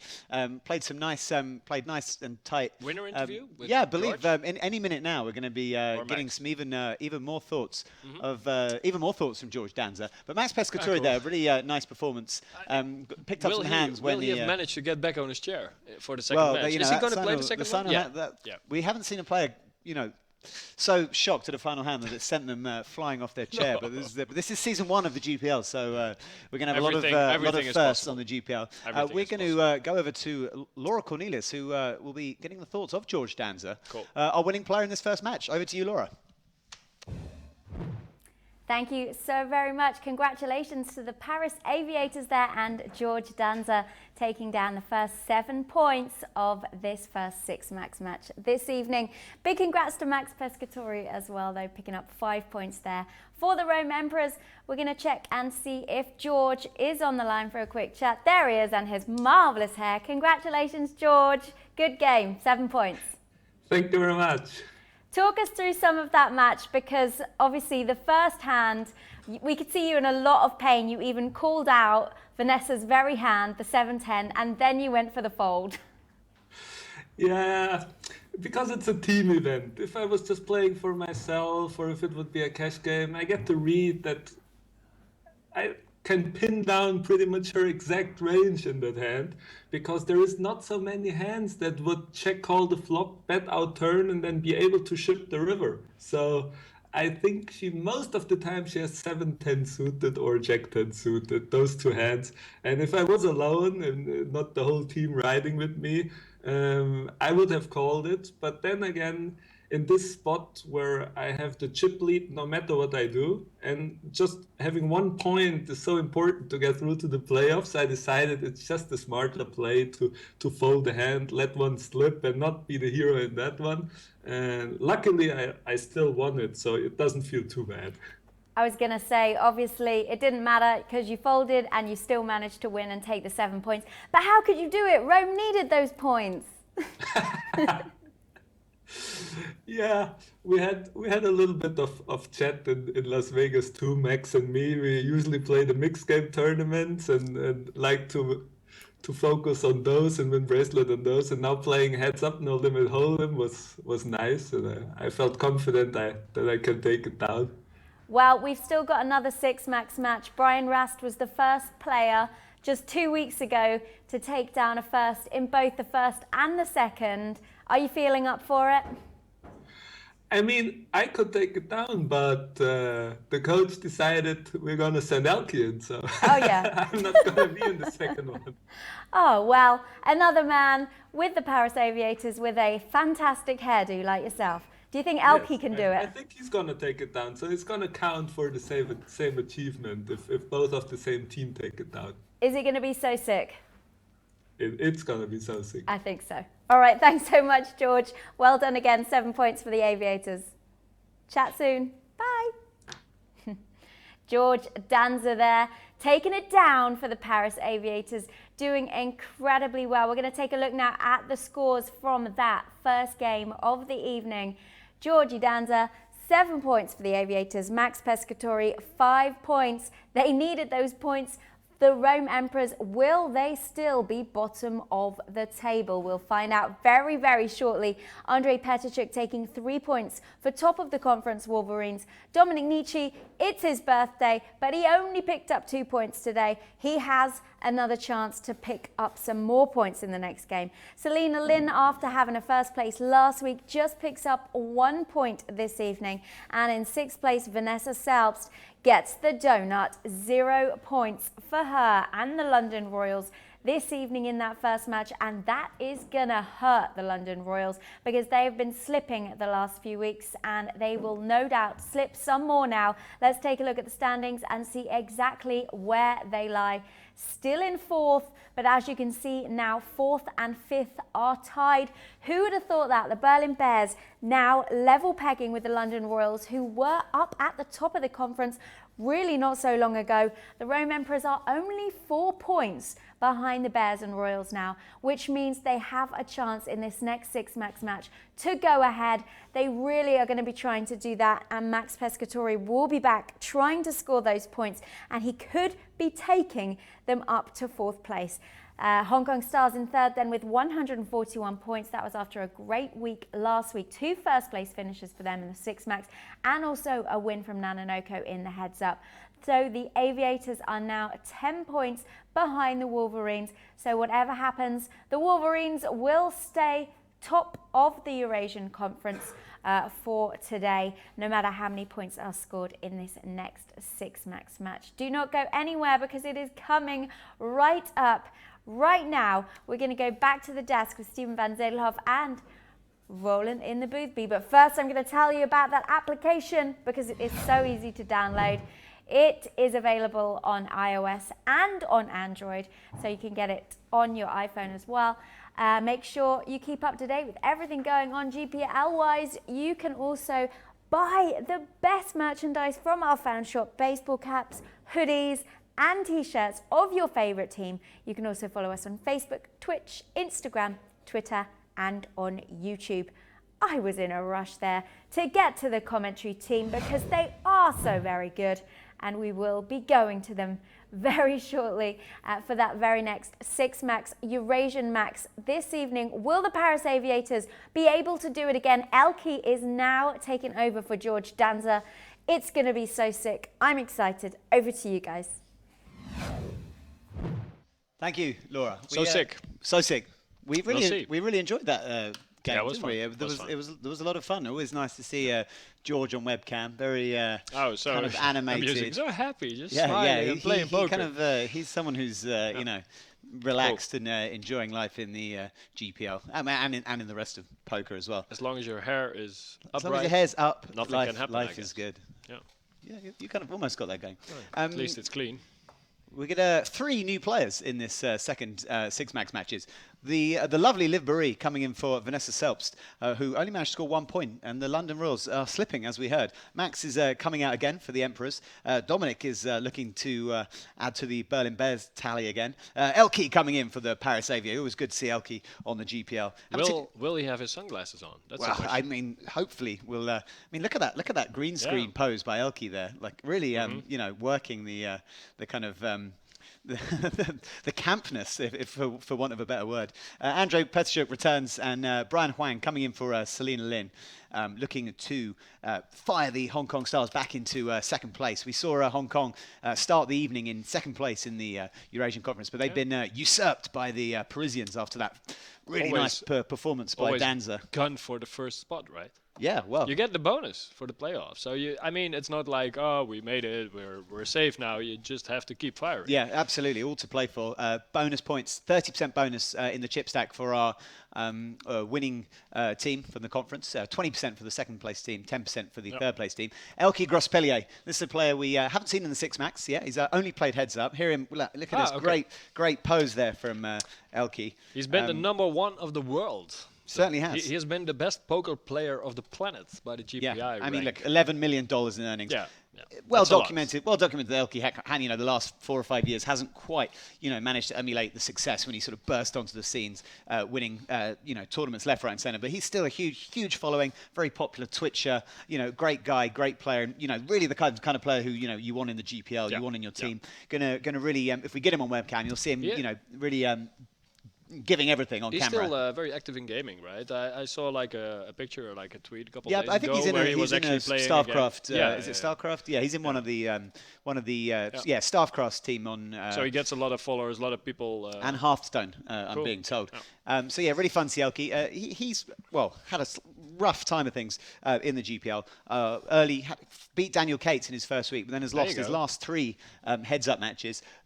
This is his debut in the 6 Max format. Well, it's easy to lose. If you lose to one player, you've lost the match. There's only two, and one has to win. Can't blame him. But yeah, we've seen him go down to Randy Lou twice, including a sweep. Then he went down to Jason Wheeler of the New York Rounders in the Cube. So yeah, no shame in losing from those guys. No shame in, but yeah. We're looking forward to seeing ElkY tonight. He'll be giving a lot of fun on camera if we get him. Boeree, captain of the manager of the London Royals, and a player who always gives her effort and has a really nice record in the 6 Max format of the GPL. 3 wins. She had 3 wins already. Yeah, wow. I think she's played 7 times in the 6 Max and won 3 of those. Cool, good job. 3 million in earnings, best GPI rank of 114. Yeah, I remember her winning EPT San Remo. She did, indeed. 11, 10 maybe, a long time ago. Yeah, a while ago. No surprise, I donated to the prize pool as well. So good to have. Probably not the only EPT prize pool you've. I love donating into other people's bracelets. Made a little contribution to. Yeah. No, that's all good. I'll get it back one day. Good. I mean, you've got 2 more EPTs and you're not going to play one of them. So EPT Prague, maybe to pull it back round. That's the last one. When are we switching to the? Well, January the. Boeree. I mean, she has 3 million in winning, so the EPT is not the only thing she won. She won loads even after that. So good job. Going to Curious take to see how she will do. Indeed. Going to take a little look at Bryan Huang, who is our final newcomer to this table. This second Six-Max match of the night. Bryan Huang, highest GPI rank of 382. Well, he is the #1 player in Singapore, and that is, he holds that. I think he's even sort of, I think he's got that locked up. I could safely say that there'll never be a higher earning player from Singapore than Bryan Huang. 15 victories in Asia. Yeah, Asia lots Pacific of tour? prizes trade on the Asia Pacific tour. What are those tournaments? Like 1,000 buy-ins? Yeah, like, so he plays mainly like APPT and Asia Pacific tour. Lots of results down there in Macau. But yeah, mainly like $1,000 or $1,000 or equivalent, cool. and That might actually 1,500. have been good practice to finish like the smaller fields. If you make 15 wins, it means you can finish tournaments. So. Yeah. That's exactly what he needs to do today. Finish smaller tournaments. Indeed. Well, just a reminder where we're standing in the GPL, guys. This is week 12.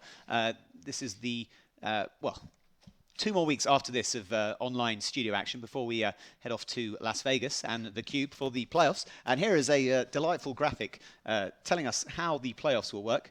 So on day 1 of the playoffs, each conference will play off first versus fourth, second versus third, with just as those bonus chips that I just outlined. 30% chip bonus for the winning team of each conference, and then a sliding scale, 20% to the second place team, 10% bonus to the third place team, and the fourth place team, no bonus. And then day 2 will be, we will crown the conference champion, where the winner of each playoff match will go up against each other. Eternal fame. Eternal fame. And those chip bonuses are carried over into the conference championship finale. And then finally, the winner of each conference will play off on day 3 in the Cube. Equal stacks, completely level playing field. We have the winner of the Eurasian Conference against the winners of the Americas Conference. And of course, that all-important $100,000 first prize to the winning team. Should be pretty exciting. But before then, we've got, this week and 2 more weeks of studio action. But this, of course, is the last week of Six-Max action. This is the last Six-Max match we will see in Season 1 of the Eurasian Conference. Who's going to win? Cool. Dominik Nitsche. Yeah, well, I think Dominik Nitsche, you answer Dominik Nitsche to every question. I'm sure he loves how I explain what he's doing to the other people. I think Stephen fills out reasons. Like he loves to have other people watch his thoughts closely. Yeah. I know that. Well, he's got a fanboy. Well, he's got 2 fanboys, but he's got an extra special fanboy in Steven van Zedelhoff. Answers Dominik Nitsche to every question. ElkY, yeah, George was great on camera. He's going to be replaced by ElkY. Favorite. Dominik. Bryan. Yeah, Dominik. I'm curious to see how Bryan is going to play. I mean, Singapore's champion. Bring it on. Yeah, how do they do it over there? Like, we want to see. So, yeah. I mean, I'm not sure that the player pool in Singapore is huge, but you can only rise to the top of the sort of the field that's put in front of you. Bryan Huang, really interesting to see how he plays. Obviously, the Hong Kong Stars, we've seen they're sort of some of their stars are a few of the unconventional they're growing players. into the competition. Indeed. That's how I feel. Going to look at the matches we're coming up later. As I pointed out in our first game, we did have a change in the Americas Six-Max. We've got Jason Mercier coming in for Bryn Kenny. So the graphic you're seeing is accurate apart from one, and that'll be Bryn Kenny out with Jason Mercier in. Pretty nice when you can bring in Jason Mercier as a sort of substitute. But Chance Corneth, who we saw last week, Anton Wigg for the San Francisco Rush. Chris Moneymaker under a lot of pressure for the Moneymakers. He's playing the team manager. He's playing for the team named after him. We've got Timex. Haven't seen Timex for a while on the GPL. Timex, one of the world's best tournament poker players. Always fun to hear and see him in action. And Dan Elias, serial WPT winner and WPT final tableist. Also lining up for the Sao Paulo Metropolitans. Yeah, so a pretty stacked table coming up from the Americas Conference. You saw the times there, 12:30 Eastern, I think. So that's match coming up later on. Couple hours. 9:30 Central European. Yeah, slightly lost that graphic. We are getting to the second of our Eurasian Six-Max matches. As we mentioned, 3 changes from the first game. Out is our first game winner, George Danzer. Celina Lin, manager of the Hong Kong Stars. She's making way for Bryan Huang. And also, who's the other player we're losing? Quality for quality. we're keeping match space. Liv Boeree coming in for Vanessa Selbst, who was only able to score 1 point. Just Statistically, she's got to do better than that now. So yes, we are ready. Boeree is certainly got a bit of pressure for the London Royals. London Royals flew out of the blocks and were at the beginning of the season up near the top of the standings, and it was London and Moscow were running away with things. But a few disappointing results in recent weeks. We've seen Igor Kurganov a few times in the heads up, went down to Mike Leyer, with Liv Boeree on the virtual reality game set playing alongside him. So we've had a lot of fun from the. She probably won that match. Liv Boeree may have won, but Igor Kurganov was actually fortunate to avoid a sweep to Mike Leyer. So the first game we saw George Danzer putting Paris up to second in the Eurasian Conference. Mike, if we can get those standings to you again, because a few of you might have missed the standings, because it's as we get towards the.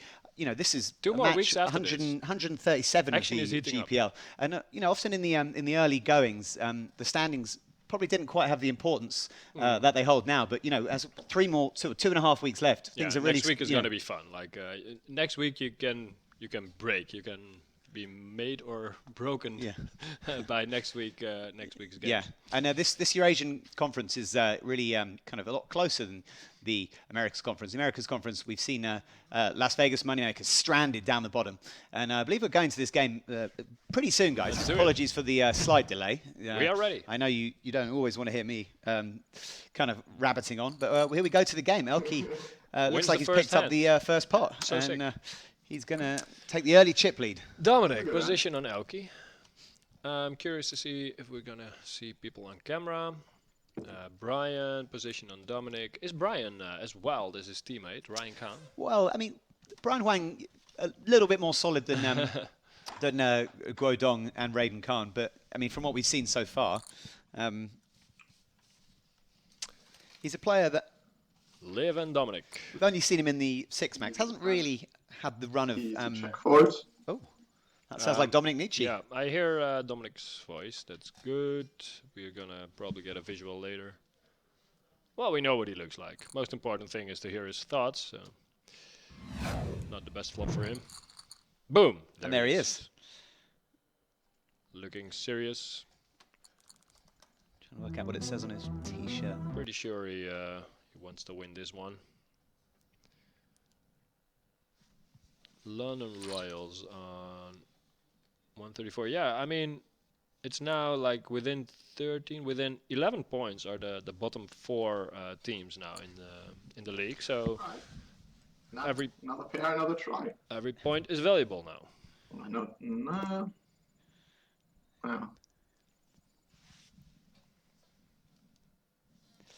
Dominik picking up back-to-back pairs, not finding that set just yet.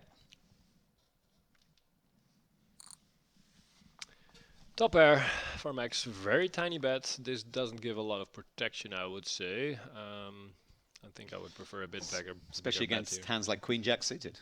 Well, I mean, Dominik can almost peel for a set here. It's I mean, there's not a lot of reason to do it. You have the club in your hand. The problem is it's not like a nut draw if you turn your set. So still for 400 chips, but it's almost inviting people to outdraw your Jack-9 here. Well, in this way he does get some value actually, but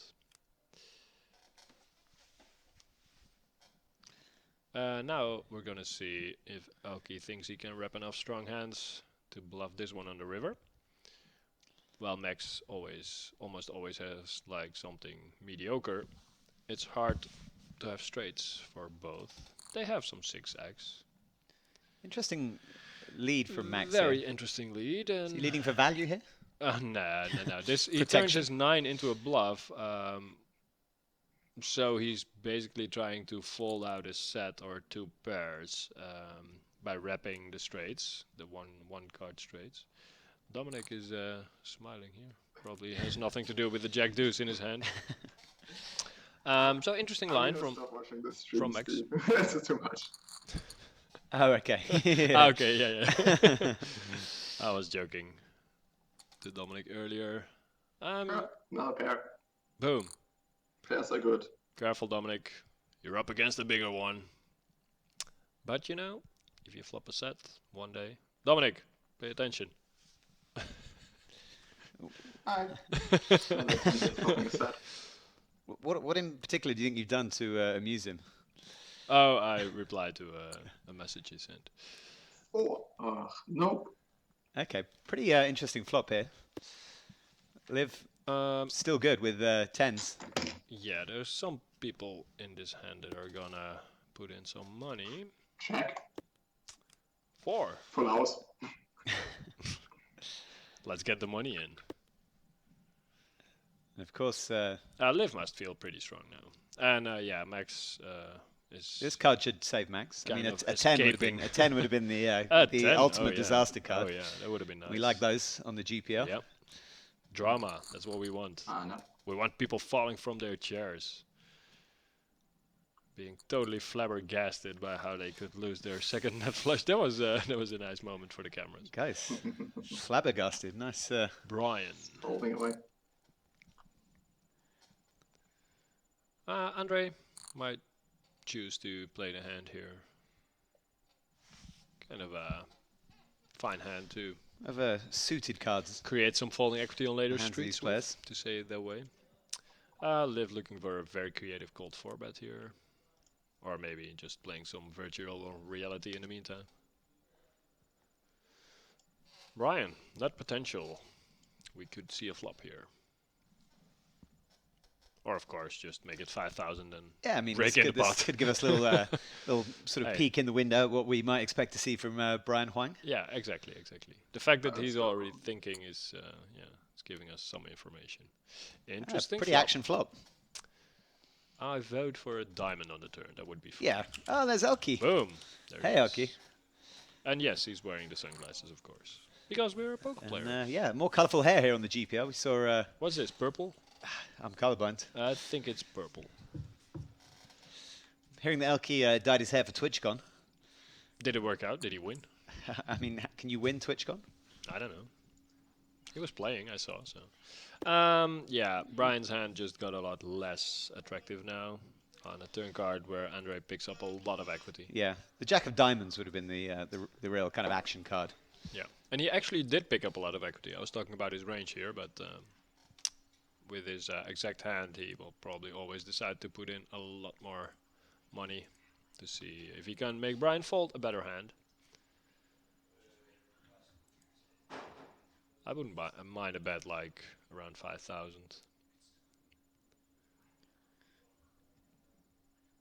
Seems to be nice to do that with a lot of your holdings. Andrey taking his time here. We've seen that earlier from him. Might mean he's playing online in the meantime. We don't have a visual, but it wouldn't surprise me. Like I said, I played with him like last couple of days a bit online, so he decides to go for the overbet. I'm not sure if I like that. I don't see a lot of reason to do that. Plus, if you get check raised by a set, for example, now you really have to puke. I mean, basically he commits against Bryan's stack. It's kind of weird with your range here, I guess. I mean, you can do it with like a set yourself, but yeah. Yeah, I was thinking about which value hands would play this way, because it feels more weighted towards strong draws than towards value hands. Yeah, I mean, it's not like a card where Bryan exactly picks up a lot of equity. So he can have some flush draws, but only a very small part of that pick up that much equity that you would want to bet that big, I think. But it would be interesting to hear some Russian thoughts about that. He probably has a good reason for it. He in a way, he just escapes like a very difficult spot. If he makes it a normal sizing and he gets check raised all in, then he feels like he has to make like a borderline fold. And now he can just bet big and force out even stronger hands. And then if he gets check raised, he can just call it off because the price he's getting is too good. But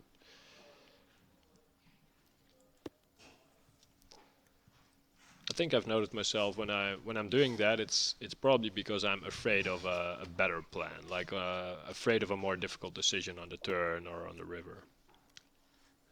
So this board bricks up for Bryan Huang, who did flop an open ender.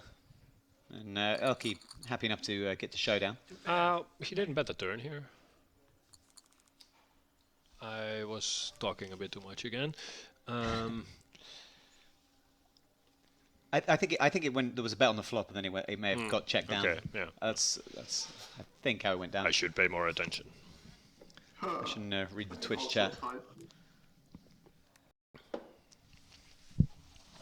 We need those points. If Dominik does something now, I'm gonna explain to the public what he's doing in a wrong way, so people have no clue what he's doing. Haha. Jack 7. Max is probably not folding this one. Decides to put in a raise with a hand that most players would probably just call. The good thing is he can bluff off some 10x on later streets. The problem is I don't think he will be very happily doing that. It's probably alright to play your hand as a bluff catcher here with all your equity. That doesn't want to be raised off that equity. Curious to see if he will continue to be aggressive.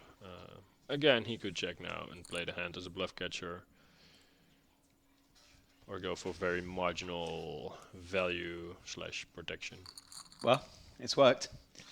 Yeah, it's nice worked. little It's pot there worked. But what has worked? Like, he didn't for sure. He didn't get a fold from a better hand.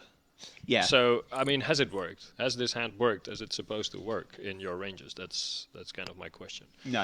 I feel that Max is a bit of an old school guy. May take lines that He may have good reasons for it, but I think I would choose to play the hand differently.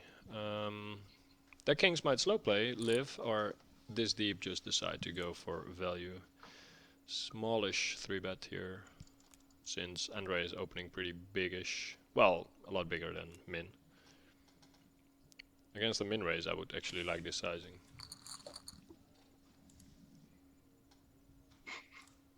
But since there's some ICM involved, you can probably choose to make your whole 3-bet range a bit smaller than I'm used to without the ICM.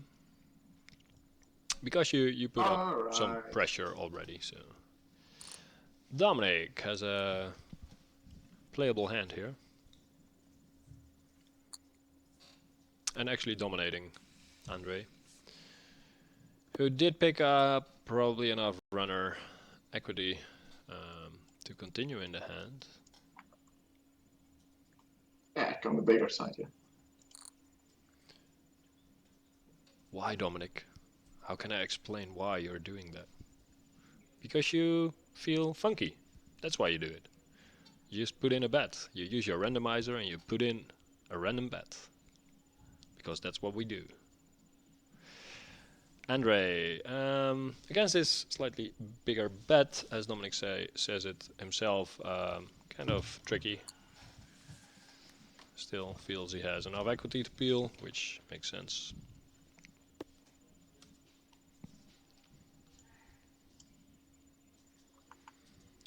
Double flush draw on board. Big bet. Big bet. Take it down. takes it down. One nice spot for the Berlin Bears. Gonna be opening.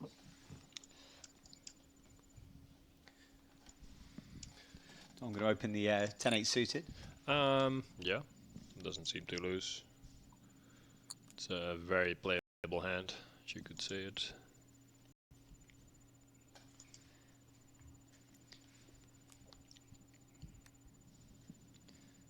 And yeah, good flop. Boom. Flops get For, Dominik. get Sometimes I bet it, sometimes I check raise it. I want to check raise this. I think that's a pretty strong play here.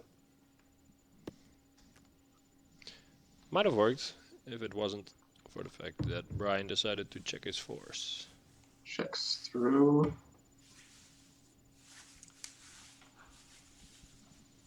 According to track now, let's see. Gonna go for another check raise. That is creative. And counterfeit. Well, let's check raise again. Why not? And now that we check down, I'm just gonna elect to bet. I have plenty of bluffs in my range, so I'm gonna like this. Yeah, I just hopes Bryan has like something that he doesn't Probably really nothing. with. I don't know. Yeah, Curious to see what he had there. pretty. Probably like just some kind of ace high that I just wanted to check down and then just give up. I think I'm the only one. Yeah, a who little bit might not frustrating be there in for the Dominik. city of my team. Leave might be in London. Pretty hard to flop Max in top two, Rome, right? and we in Moscow. Bryan maybe not in nothing. Hong Kong. Dominik I mean, maybe not there in were so Bryan. many ways he could make a full house in that hand.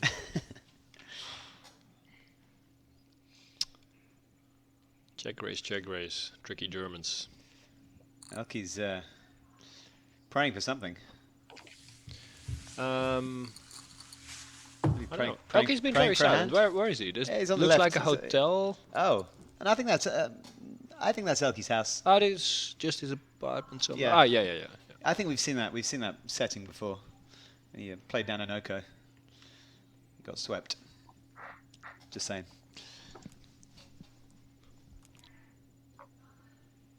ElkY looking very serious with his sunglasses on. Well, I mean, he has a serious hand, King 9. It's definitely worth a defend here, I would say. And not crappy enough to 3-bet, so I mean, and he's following in the footsteps of George Danzer, and that's you know serious business, especially when George picks up the well, it didn't seem to maximum be points. It didn't seem to be serious business for George. He was Serious just points for smiling and George. having fun. That's the way to go, man. Yeah, Just I mean, you gotta put up a serious performance with a casual, fun demeanor. yeah, that's how I would prefer to do it. That's what I prefer to see. So ElkY, make some jokes. You can do it. Allez, papa. Allez, let's go. King high, no good. Six C'est une catastrophe.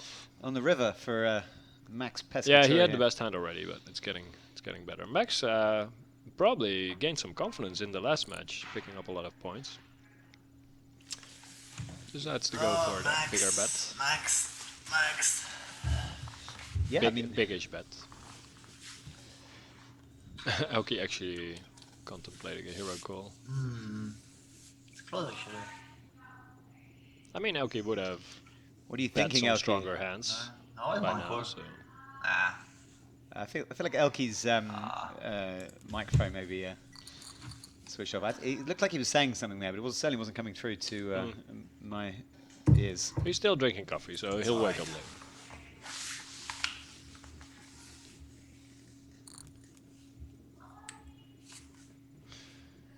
Nice hand for Bryan. And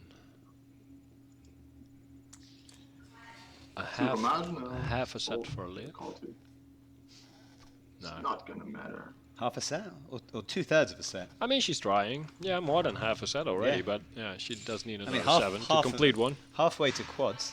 Yeah. But I mean, it's easier to get the first two, so. Live. Some good cards for Bryan. This is an interesting one. He picks up a lot of equity here with his current holding. Yeah, he can decide to stay aggressive with it, but I mean, Liv kind of can suspect that he can barrel a lot of ace-x hands, so a lot of the pairs that she called with can actually call again on the turn. So if you don't have like a solid plan for your river, it's a very tricky spot here. One I think I in-game do experience to be complicated sometimes myself. And then you have like nothing and no hearts and no blockers, and yeah, what are you gonna do? Just bluff it off? It looks very spewy, but it would actually work this time, I think. Bryan gives it up, and nice pot goes over to Liv. And being told that ElkY is playing from his home in Prague. Prague, yeah. Doesn't look too shabby. Max, did he pick up enough confidence, like I said, last hand to start opening his ace-6? Yep, he's done it. There it is. Max Pescatori, everyone. Giving the Rome Emperors a real shot to climb off the bottom tonight. If you can put 5 or 7 points on the board, they'll be in with a chance. Climbing off the bottom spot. London and Berlin, both in danger of ending this final 6-max match of the season 1 of the GPL. In the bottom 2 spots. Max, if you can open ace-6 off, then you can probably open a pair of 3s. Yeah. We're playing with ante still, so. Max raising every hand, so sick. About 60, 70-ish blinds deep. It's like Dominik's planning something. No. He can't really know yet that Max has opened up his game that much. That King 10 would be a good 3-bet. You can start off with like maybe flat King Queen, something like that. Or just fold King Jack and 3-bet King Queen. If you, depending on the range that you think Max is opening. What are we doing here? This is a raised pot. Max going to c-bet the threes. How did Bryan get involved in this hand? He flatted the small blind, flatted right? the small blinds. I think that is on the lighter side. Andrey. Something I would probably only do with a big fish in that big blind, which Andrey is definitely not. Oh, fuck. More coffee. Yeah, and then he folded his 8 and he got help. Yeah, King 8 doesn't seem to be a hand that's strong enough to do well against Max's under the gun openings range out of position. So sometimes it comes 2 8s, and then you have trip 8s. Oh well, not if you fold it. Not if you fold the flop. Yeah. And Max bulldozes his way to that pot with just the underpair. Yeah, Max is here to play now. I kind of felt that was what was going to happen. He picked up some points. He picked up some comp. Mouse somewhere.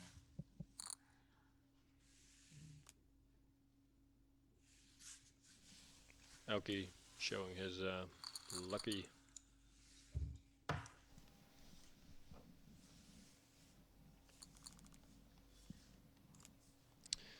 Dominik, Jack 9 suited.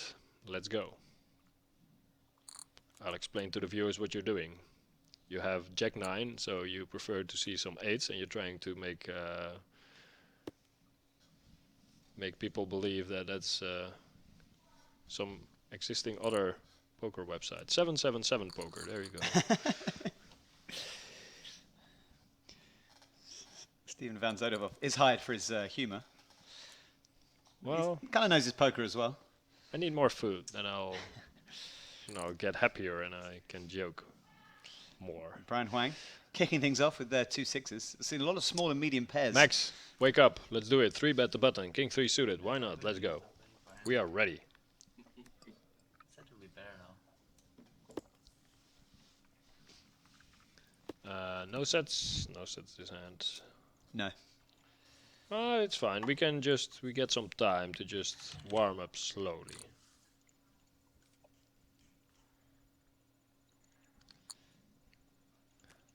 Last match started relatively slow, and then we got into a situation where everybody Oh, I'm just winning against this side. was Don't be greedy.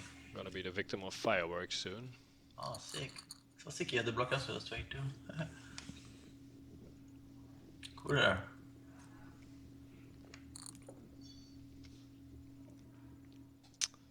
No, this hand I like better than King 8. Probably not gonna get a lot of action, but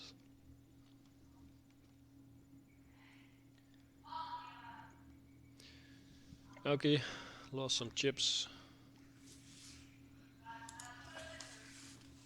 But we're still quite deep, so we're not at the point yet where everybody will have to lock up his game completely.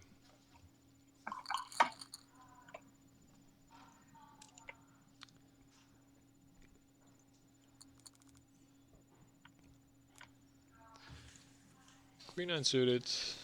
Go on, Max, you can do it. I think he can. The new Max. The new Max. The old Ready. Max, the old game, he was like patient. This game, he came to play. I mean, he Rome locked Emperors. he locked up a second spot. Fire away.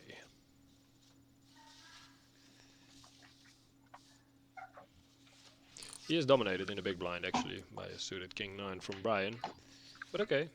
Small pair for ElkY. Before you know, you get some green cards. Do I want to get in this hand or not? No, probably not, Dominik. Certainly tempting because cricket odds. Do it. I'll just play tight. Solid. I mean, we all know 10-8 would have been a monster for you. Oh, and ElkY takes his shovel down the mine and finds his set. This is a big hand. Some runners straight and overcard and flush draw for Max and a set for ElkY. And the new Max loves to fire. So Oh yeah. Oh, yeah. No chance this one getting slow played, I don't think. Rome is on fire. But actually, it sounds like the title of a book. Again, a very small bet from Max. Okay, he's playing against some smaller stacks. And he gets even more equity. And because his size is so small on the flop, now he kind of has a hard time getting the money in. I mean, he could bet like 4,000 for and a little bit to still be able to bet pot on the river. On small once again. Yeah. less than half pot. That's I insanely mean, it gives him powerful, some right? bluffing So opportunity. I'm just gonna keep playing. ElkY with the call. And Una problema. kein Problem for ElkY. No. ElkY fills up. Fills up, Full and, house support for us. This will be a test of Well, I'm not really how bad. new is new Max. I think he's pretty new, but I think he probably has to give up quite some hands here, like this one. He's not blocking any flush draws because he, It's really good for us too, because there's so many miss draws.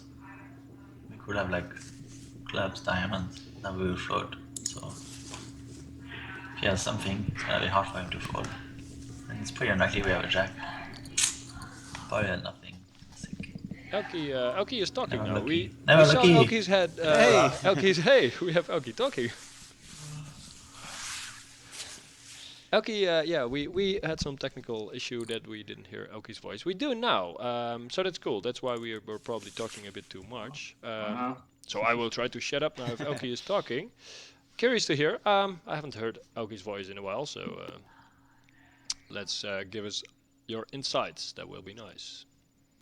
Apologies if we have spoken over ElkY up till now. Our producer just told me to stop speaking over ElkY. We didn't actually realize he was talking. Well, he might have been talking in himself, but sorry, I missed, in all consternation, I missed the hand. Max gave up. Max gave up. That was, I think, good choice by Max.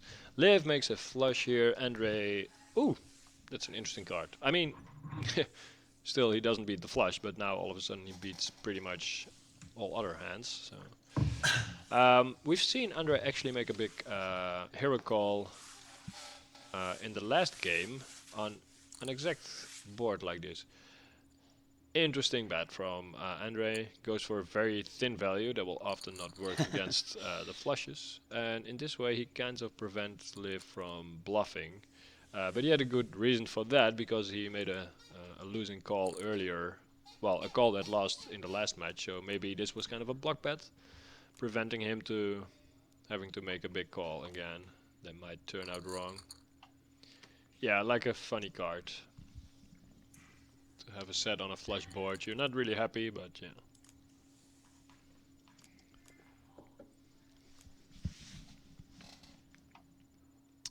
Blind on blind here. Maxi. Raisy.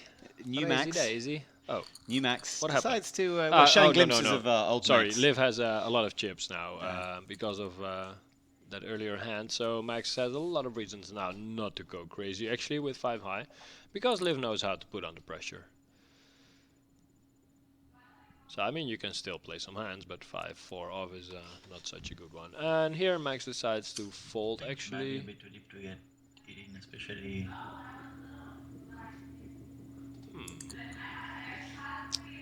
As nobody busted yet. Yeah, relatively close spot for ElkY. Probably kind of a loose shove pre, but I wouldn't hate it.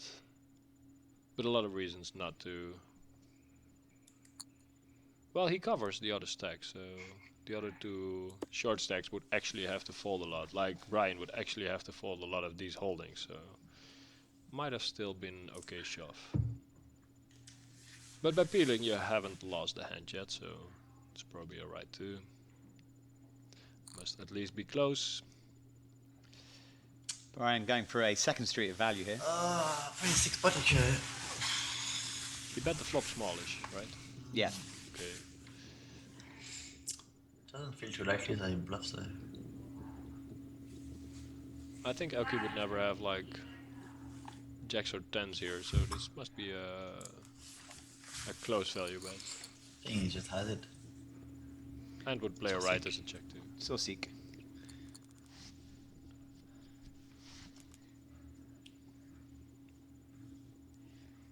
comes Max. Yeah. Pretty sure he is gonna fire it up. He goes bigger here. Doesn't want to give Liv too cheap of an opportunity to 3-bet him, probably. We're seeing a flop. In a while. Especially his stack size, it's kind of weird if he bets. I He feel might like have check some bluffs, calling is but to play here. Although if Max makes a silly tiny the bet, risk then I reward is can't not fold that it. great. Just Check is a good. call or something. Interesting. On the turn. Dominik must feel pretty strong about his diamonds now.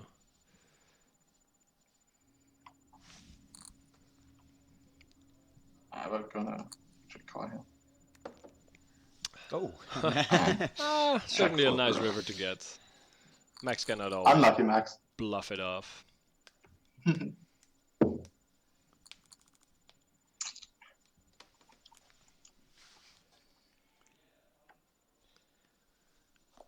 But I have a feeling Max is gonna try to win his chips back this hand, with this time a smaller opening.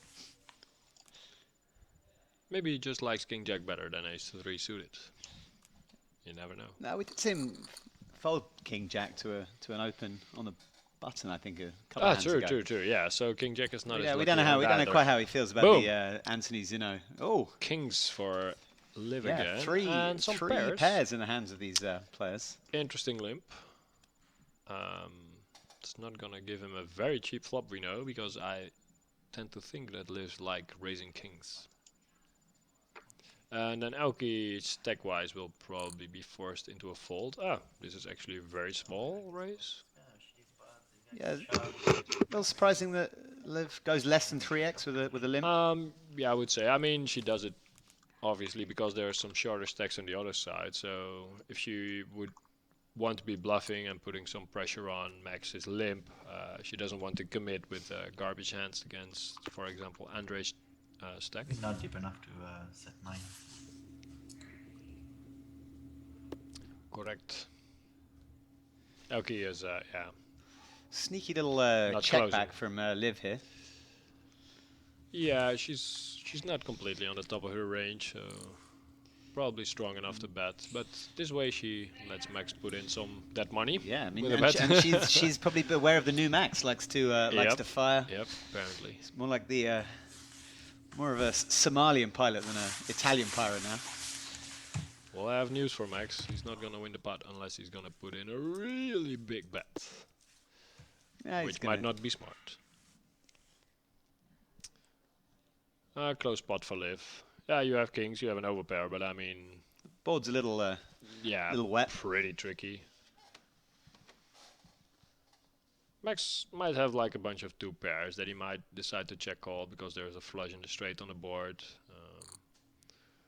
Like a Jack 10 type of hand. So it's not too easy. He needs to really bluff catch enough to make that worth value betting. Let alone that potentially you could be check raised and bluffed here by, for example, the ace of diamonds. It's going for a teeny weeny bit of value. Max, follow your gut. You feel she has like a mediocre holding and value bet light. So put in a big raise, take down the pot. You saw him think. Yeah, see, You know? he's new Max, but I don't think he's like It's very hard to bluff in this revolutionary format. Max. Yeah, it's very hard to bluff in this format with a couple of shorter stacks around. Like you feel like it needs to work very often, otherwise you're losing your chance to the easy points. So it makes a lot of sense not to be too spewy in those spots. Andrey going to shove his sort of 14, 15 big blinds with Yeah, nothing you can do there. a little pair.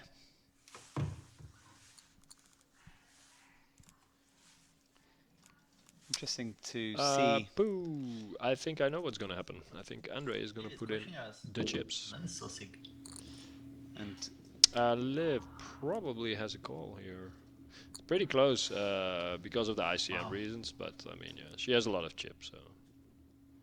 And Andrey is the shortest stack, so he needs to put it in wide enough. So yeah. good turn card for Andrey. Not sure. I think we want 589. No, 489. I think so, yeah. Ooh, equity. Yeah. Andrey! We lose Andrey Peteychuk. 6th place, the donut. Oh, take it. Goes to the Wolverine. Yeah, he picked up some points the last game, so and they're still on top of the league. So A lot of ElkY fans in the house tonight. Dominik again in the chair where he needs to play very tight because of the other stacks. I'm sure everybody can see that. He doesn't look happy. Liv in the driver's seat actually. We don't have a visual on Liv, but she's probably. I can imagine her with the visual reality, the virtual reality helmet on now in the driver's seat, ready to hammer these guys in this sit and go. She knows how to close out 6-max matches. Does she our does? Liv? Yes. Played 7 times in the 6-max. Won 3 of those. Paris would be really big. Interestingly, she either wins or finishes pretty low. Doesn't really do second or third. Yeah, Liv has a bunch of chips here now to do well for her team. They need the points. Rough turn card here for ElkY. Ooh, ElkY. Not a bad turn, I guess. Unless she does No. have a 10, but Well. it's not the kind of turn that we can be really betting with the float anyways. This was a race pre from Liv? Or she... and then check call maybe. Again, I was talking too much. I was reading the Twitch. Keep your thoughts coming in on Twitch, guys. Always welcome thoughts and suggestions and opinion. Use the hashtag GPL if you want to tweet about the GPL. Is Liv deciding to check raise here? That would be interesting. She's value betting against a hand that might bet pretty often, like an ace-x hand. I don't like it actually. I mean, there's no fucking way we can fold ever, you're right? So sick. No way we can think- fold, but... I think we're gonna hear the first so sick of this match. Apologies for the language of ElkY. Of course, that was French. Excusez-moi. I don't think she would bet that much with a random weak ace, which we beat. Doesn't feel good, but... Which she would probably not bet this big. Doesn't feel good, but we're so weak. Especially with the stack sizes, she could be bluffing sometimes. Fuck, this is brutal. So sick. And ElkY makes the call. there It's it going to was, get so the sick. gonna get the bad news. Oh dear, this looks like Liv is running everyone over. Live up to 70k. We just saw a knockout Andrey Pateychuk. Fuck, I had a bad feeling about this. Do it, Dominik. Give us the commentary. Problem is like, ElkY is still yeah, I could have giving up. bet the turns more. It's Getting pretty business oriented though. How often does she Yeah, practice this kind of board? Probably not too often.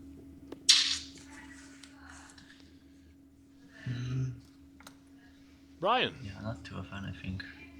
Sucks.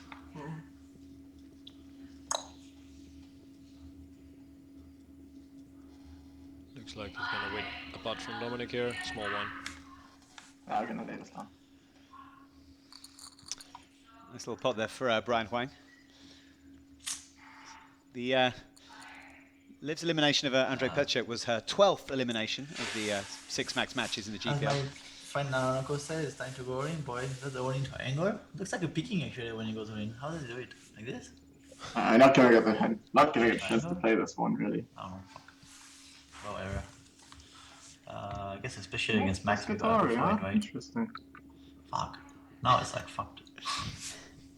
And Liv calls. I ElkY. don't have any reason to do anything stupid. When Liv boy flats, Fold I it. think she has a better range than us than this, and she's not folding. That sucks. Bingo for Max. Oi. That's it looks like a pot that's gonna go to Italy very often. A few interesting turn cards that could come. Yeah. Max Ten of hearts. picked up his shovel and went down the set mine and found what he was looking for. Again, very small bet on a range that hits Liv very well. So again, I would choose to bet a bit bigger here. But who am I? Funny turn card. I made full house for Max. Yeah, Liv.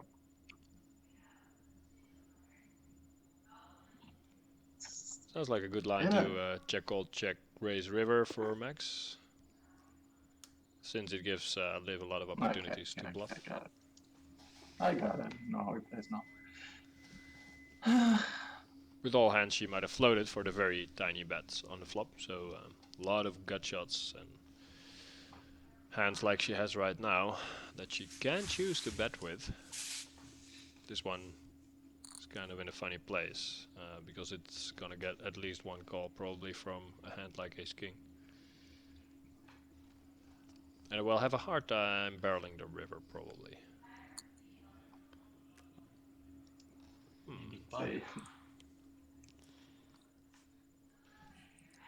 Interesting river. We have a visual on Liv. Good timing, since she's in a big hand. Love this. I hope he doesn't have ace king, but he has a lot of pairs that he has to fold.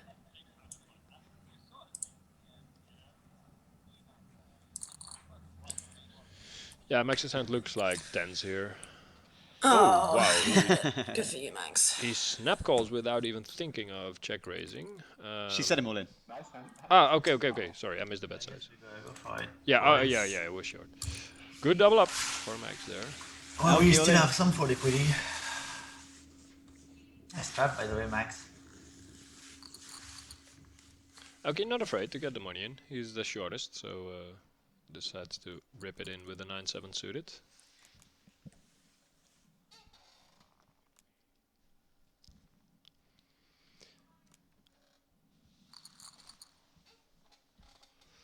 ElkY now on 11k. Good boys. By far the shortest stack. Pretty good, especially when the blind got up. But as good as it gets from the big blind, so let's go for the one time. Yeah, it's your time, ElkY. If somebody Do it, looks boys. at your chips, you're gonna double up. Or at least try. Got a horn. Could get a walk here. Nah. Liv has a jack in her hand. And there's antis on the table. That's too sharp, come on. And Liv is good at I'm math. set to get a walk with this 8. So she Yeah, knows better this if you is show with a a better profitable hand, but jam. That's not gonna happen. Okay. Come here, Safe. check her 4. Queen for the sweat. There's a 4. That's a dirty one. So sick. So So sick. sick. 8 or an ace for ElkY. Boom. Not to be. Au revoir, monsieur. Au revoir, ElkY. So sick. ElkY is out. Alright, bye guys. Ciao, good game, ElkY. Unfortunate spot there for ElkY. Yeah, Couldn't do anything more. the money went in pretty good. So yeah. And Liv can keep on bulldozering, especially the stack from Max that she just doubled up. She has a very good position on now to put on some more pressure to make him try to ladder some more. And Dominik and Bryan can play a bit more freely. They have some points now. There's not like too many real short stacks around, so they can probably open up their game a bit again. Like this, making fancy bets with Queen 6. And it's probably gonna work very often. Yeah, fun to see the dynamic between Max and Liv now. Curious to see how much aggression they can put in. Max is probably better off not playing too loose now, because Liv will punish that behavior. And Liv just wants to see a lot of flops now, because this is a spot where she can get 3-bet shoved on easily by 2 shorter stacks. So I mentioned that Andrey Pateychuk was the 12th player Liv that Boeree has knocked out in the GPL. So ElkY will be the 13th, which puts her level at the top with, of course, Fedor Holtz. 13 eliminations each for Liv and Fedor. Cool. Ah, we got Max Hey, Max. Pescatori back. Hey. I didn't fell off the chair before, so just Welcome making back. sure you guys know. Welcome back, Max. He fell off his chair. Good to see he's I still was alive relaxed. Let's do it and he's in ready a to. different way since Brock kind of lucked last time. So let's do like that. Why not? Trend is your friend, so we don't want to change anything. Like a low suited connector would make sense, so the hand like Here we have another good chance. 40,000 chips. I would check, yeah. Value bet this again. Not getting called that much by an 8. I just look very jacky. Good read Then from Liv there. again, all the flush draws did miss. Yeah, I'll just check it back. Dominik feels like he got a little present there, probably. Close that one. Yeah, Liv could have value bet. I mean, we expect Liv to be opening here like all the time, basically, and hand like Queen Jack suited. Which is a good hand. Premium rejamming hand. Take down.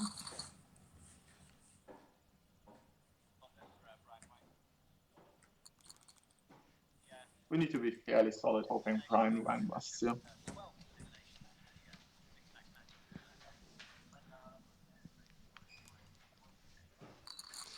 Yeah, Liv can definitely be very active now, so it will be a fun dynamic to see who reacts on that loosely.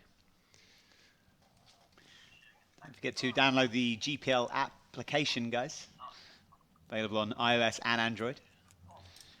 All previous GPL matches catalogued on there. Standings, individual player stats, and of course our merchandise store. Here if Max opens. Sorry, guys. Actually, I'm tweeting with the real boss, Alex. So Yeah, Max has to be a bit tight here. As said, otherwise Liv will be able to take too many chips from him with aggression.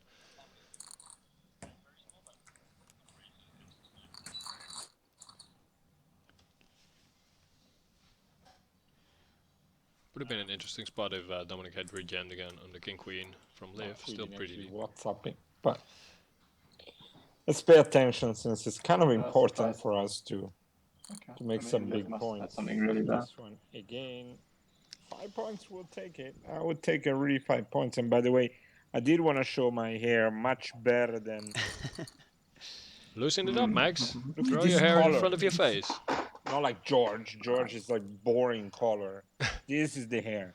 Well, Max, great match with your So, painting. Laura, stop complimenting always Lavender. George's hair. Never mind.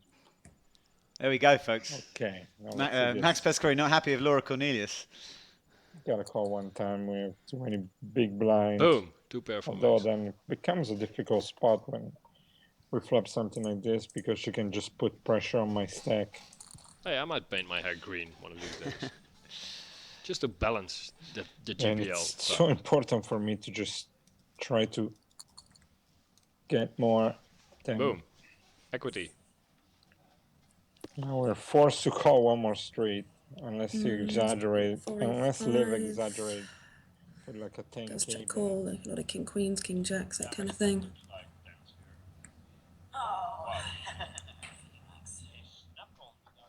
Let's just check again. I could have betted to avoid like a big bet on the river. Actually, I regret not to bet in this. Yeah. It's okay. Yeah, Liv decided not to Because barrel of the here. history of the full house where I checked down before, of course, Liv is a little bit more careful. Even if she could use some strength, I'm just gonna fold this and don't get in trouble, and then just follow my tight kind of game. Boom. Yeah, I can't blame Max there for not being overly loose. He shouldn't. Because no matter what, if she 3-bets me, we need the points. So That's a good hand. and we need also to win to really make a move. Interesting flop for Dominik. We're calling here quite good. Oh, There we go. Maxi. Just like that. Been a while since we made a hold. That's what they That's call the Solid nuts. holding in this tournament. That's how they do it. These young kids turning straights. I'm most likely just going to check call here.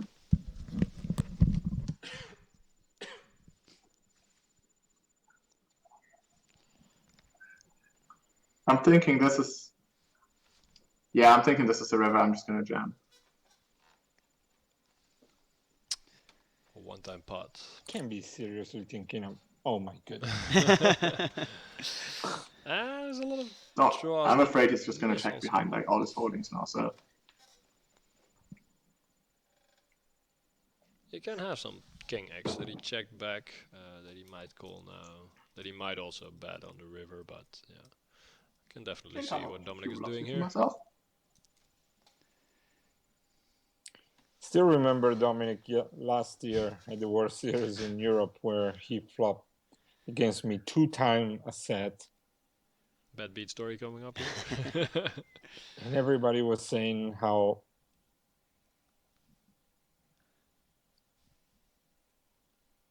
but it's hard to think that he would do that completely with a blank.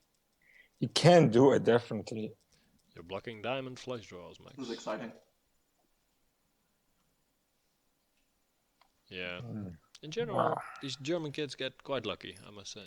I mean, who makes the nuts? Come Yes, on. come on. It is what it is, really. Turning it straight. Dominik put Max in a tough decision here. He raised, then bet, then re-bet again. I do think Max has a lot of hands that are better. Dom, if you did that, good job, buddy. I think it's a good Nice fault. laydown from Max. Good fault for Max, I think. We didn't get to finish the story about the World Series of Poker Europe. I'm very curious, I mean, Max. What was that? Max, finish your story. Dominik flopping sets on you. Don't leave us hanging.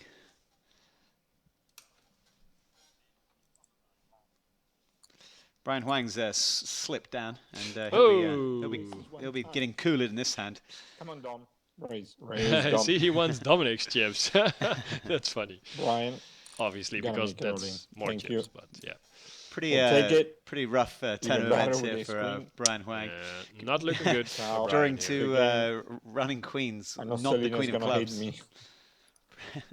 Pretty much the 0%er. Confidence, Max. Confidence. Unlucky Bryan Huang. He walks out of here with 2 points for the Hong Kong Stars. Good game. They're chipping up. I mean, slowly. They were in a good position, so they don't need to make big steps. Cool. Again, 3 people on camera. There we go. I like that. Oh. And the camera. And they're gone. Yeah. Dominik can open up his game again. Stacks are a bit more even. We're playing for the big points now. Jumps from 2 points each. So, yeah. Let's play darts. I would bet 180 here if I was Dominik. Just for fun. With our English friend Will Kassouf kept trying to bet 180 in the. I mean, as a Dutchman, yeah, you're probably into darts more than the Americans are. He kept asking his table mates what the maximum score in darts was, and not a peep. Okay. But no, the Dutch love their darts. We got some help here, Dominik. Liv doesn't have like that strong of a hand, so I wouldn't say she's in big trouble.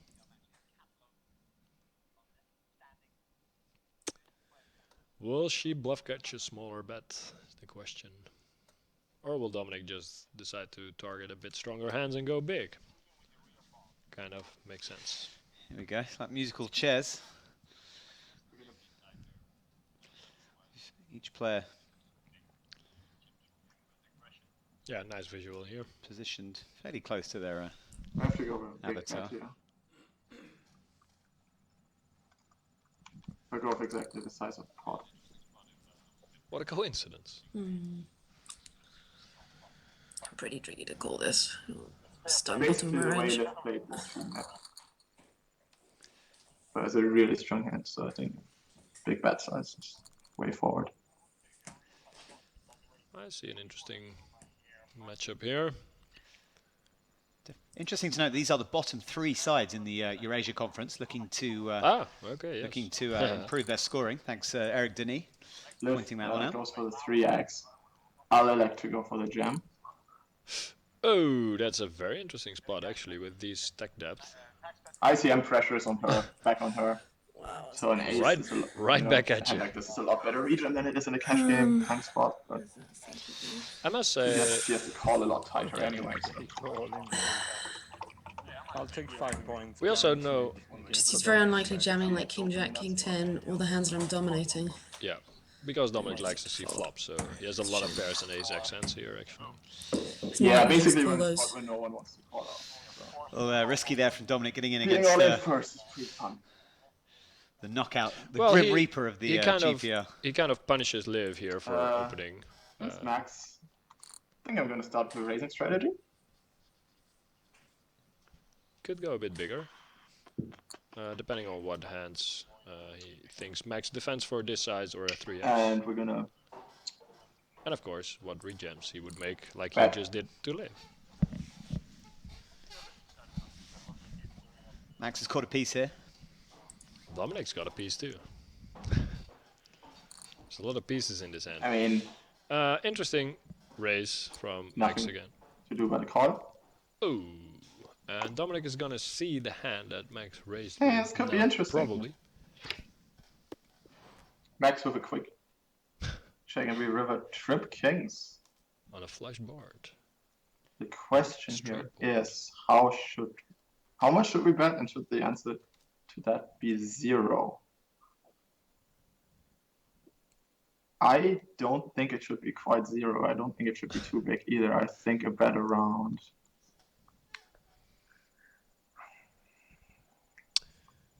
Dominik's kind of targeting a 10-ish hand here. Or like something that wants to bluff catch. The problem with this is if we were playing mixed games, I would be a humongous favorite. Since we're playing no limits, This is like, I'm a big underdog. I think it's quite likely he has a hand. This like is a 10. problem. So I'm actually hoping the blinds go up and try to do something here. Now he bet and 10,000. This could be a bluff. I mean, come on. Do you seriously? He did better. I'm calling. I like it how Max kind of tends to feel that Dominik might have the better of him here. Yeah, his raise on the It flop wasn't was a bluff, but it's not a very good a bit enthusiastic. turn on river. Pressure is on. 30 I feel bigs. pressure. I like the jam. I mean, if Dominik's raising here with ace-8 and Lift goes all in with like deuces, whatever, That's that turn of Max. he Sorry. has to fold. So yeah, makes sense to put under pressure yourself. And Liv is in a nasty spot now where she kind of have to wait for Max and is out of position against the aggressive Dominik.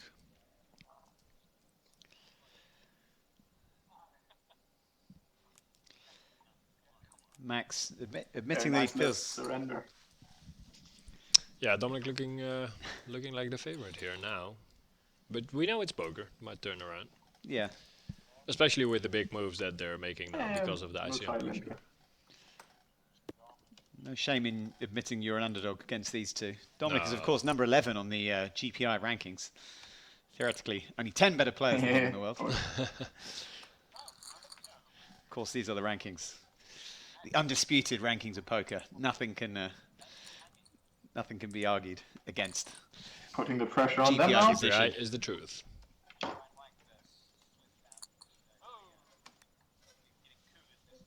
Yeah, Dominik opening very polarized here, like crappy hands he doesn't mind folding, balanced with his nutty hands that can call off, for example, a jam from Liv. Lift call. Ace on the turn. I could bet this really big sometimes and just like cage Liv.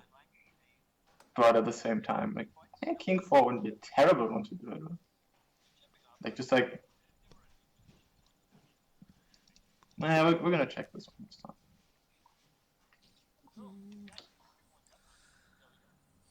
No need to really bluff Yeah. this. Are we happy with it? And then lift checks, nice. Chop this one up. Close enough. Yes, well played, Purple. Yeah, nobody Nicely low enough in his done, Liv. range to need bluffing there. Better defend flop there against my size. It's okay. 13 I'm happy to chop this pot because like now I have a bigger lead best on for my game Liv. these 2 months. I mean, hey, I'm not gonna give her like the impression that she's gonna get to see a free flop here. It's not gonna be able to do it. Okay. Well, actually, at this point, Liv would be trapping with good hands as well, or at least after this hand now probably. So it's gonna be a bit more dangerous now. Not too much you can do. and see. Her London Dominik. Royals would definitely be very happy with a couple extra points. So, Dominik in the driver's seat. What would that be in German? In die Besturenstuhle. No, I have to keep studying, I think. Oh, I was gonna say Max, Queen alright. Jack is a restealable hand. I think Queen 3 probably Which is on the lighter big side. for my stack. I would go Queen 8 for sure, probably Queen 8 suited, but Queen 3 probably Of course, for who a bit too doesn't light. play often these Action the Jackson. fact that there is this type of stacks, Dominik is always gonna raise Liv on his big blind because she's Liberi not is the supposed Grim to Reaper of have the GPL. She knocks players out for fight fun, against and she's him going to be and knocking wait out for Max Boom. Pescatori. and the ace kills me, so I cannot even finish the story. Come on, Max. 6 for Max for the story. Or else we'll hear it next time, maybe. Not going to Boom, we be. needed Good that. game, Right. Max. Liberi Well done. heads up with Dominik See Nitsche. you guys. Thank you. 14 Evens, eliminations evens. on the GPL for Liberi. Ciao. She's the Muhammad Ali. Loves a knockout. She Ooh, goes ahead of Fedor That's, Holz as the... interesting. Let's see. Kind of an iffy stack for Liv if she 3-bets and gets 4-bet.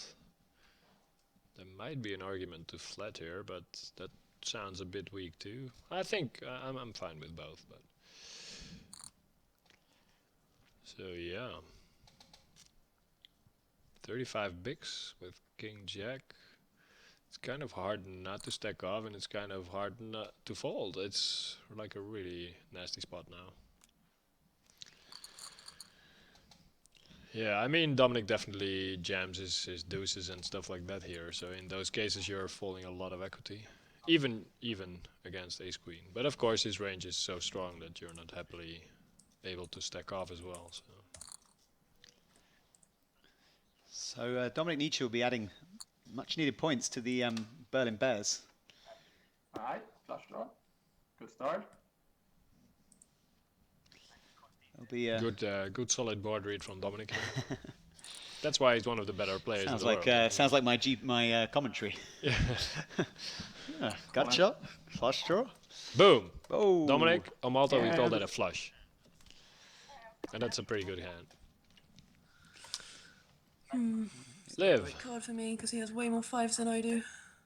But you block the flush. I got the... It's a terrible run out. Yeah, we gotta evaluate it. Yeah, Dominik not gonna make too much money here.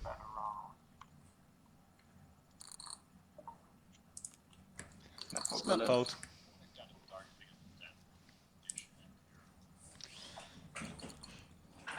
Two more points for the winner of this game. This Could looks be like the a hand. that Liv decides to Oh, put in more money for sure. She could have rejammed, she could have seen a flop.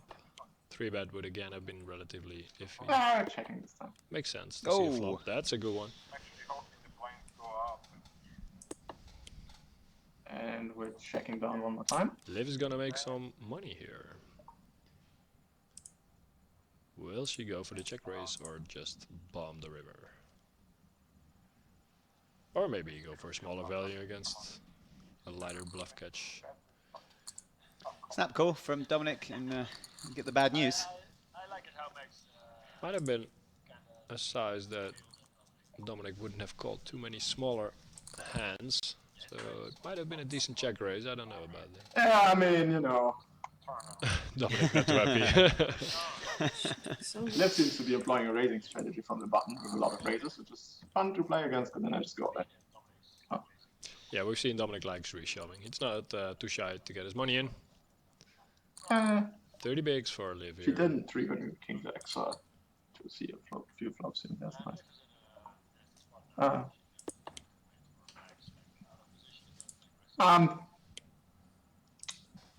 I'm cool with delaying this one until like later streets.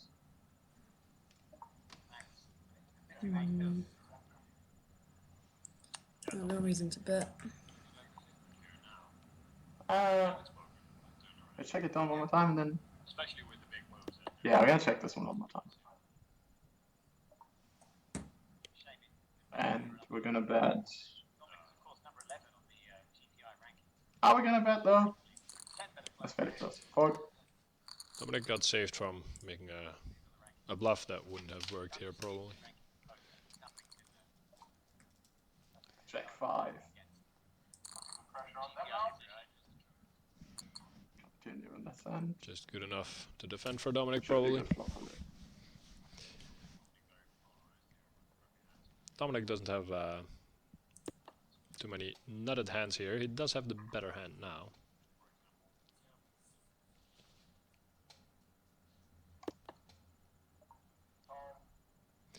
No real reason to bet for anyone, I guess.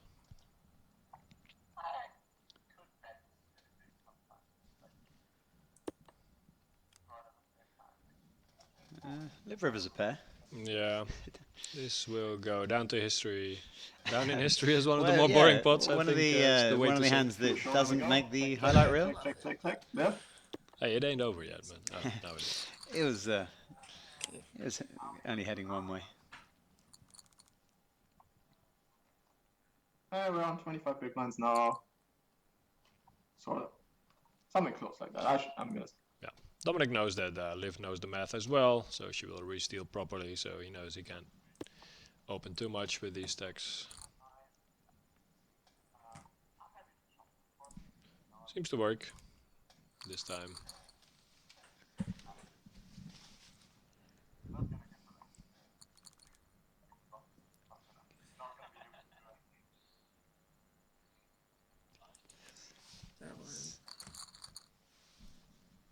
Can go in all ranges, I guess. Min raising doesn't seem very attractive because Dominik rejams wide.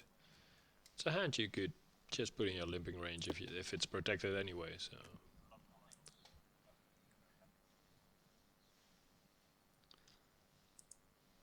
Nope, what's happened? we have a Team. pairs. One of these two sides will end the 6-max matches in the bottom 2.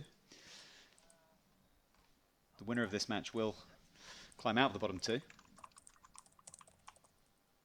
That's pretty important in a phase of the league where you get eliminated if you finish bottom 2. You do not want to be in the bottom 2. You No. will not be on that flight to Vegas. You'll not be entering the queue, and you will not be playing for that $100,000 first prize.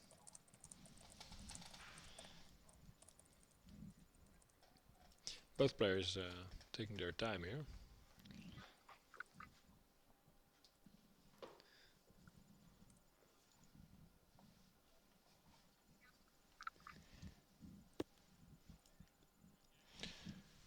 It's got a little piece here. It's definitely a board that favors Dominik's range more because he kind of limped a lot of strong hands.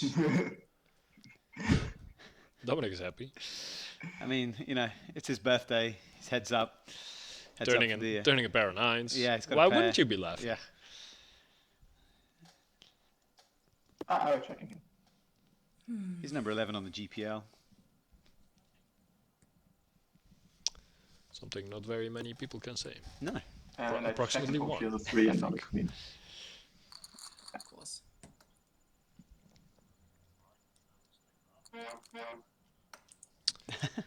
And It's interesting. what was this? Walks are nice. This something went wrong Auto here. folded me? Come on. Yeah, Liv appeared to be some kind of sitting out there. She wouldn't have folded Yeah. that hand, so something went wrong with the software probably. Yeah, or and maybe some, a misclick. some sort of strange Yeah, we're gonna probably duck check. noise quacked out. I of think the- I think that was a telephone. That was a I coincidence. was facing a live lead here. Maybe the telephone caused a It's lapse in concentration. I can also raise, I think. Top 2 for Liv. One of Dominik. those hands. Dominik defending his equity here.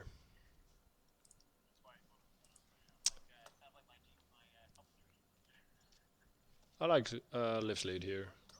Decent range for her. Check back range to connect with.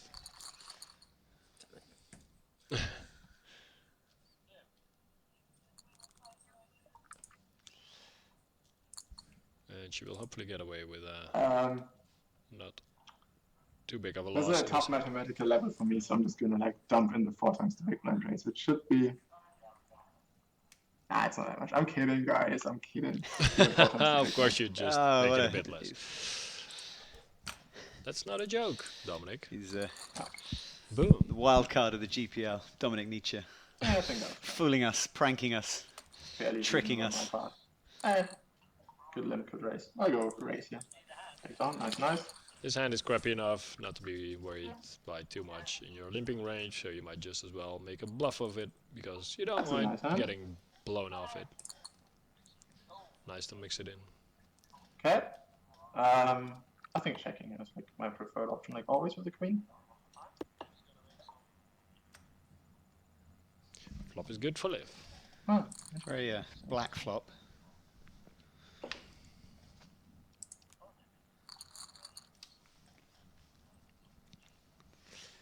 And 73 we move on to. A couple of... I'll go put this in our raising range. Interesting matchup, potentially dangerous for live. Too much to be shoving at. Uh-oh. Problem flop for live.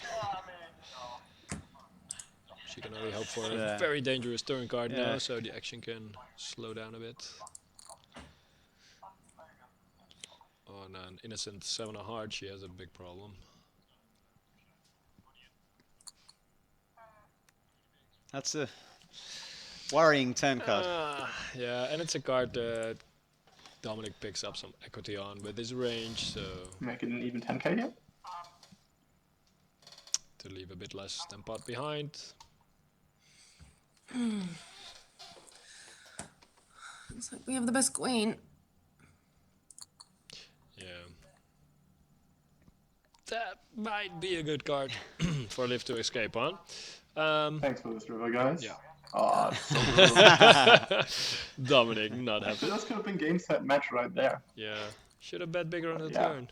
Unlucky for Liv. No kidding. Yeah, that's a good escape for Liv. And she's the one who's dominating now. Dominik, lucky not to go fancy. Ooh, King, Jack, 9. And why is a should he? board. We can certainly call one. Got shot for Dominik. Now he has a pair. Small problem But, card for but Dominik. Liv has a... Yeah, we have like superior big problem pair. cards and we have like small problem cards. This is like a small problem card for Dominik. Unless he somehow manages to win the pot by making it a bluff. I mean, I'm tempted to go for a very thin value Just bet makes based on the logic that I think what I think. Liv would have 3,000. bet a jack earlier, probably. Risky. Something like that. Yeah. When you get called that fast, I mean, you're kind of like not expecting to be good. Yeah. We ain't But, giving you know. up Oh no. Liv is here to fight. With 5 deuces, 5 deuce or without it. Still alright. Nice reach steal stack. We're limp stabbing. Are we though? Do we want to? Yes. Do it. Yeah, Dominik seems to be pretty comfortable.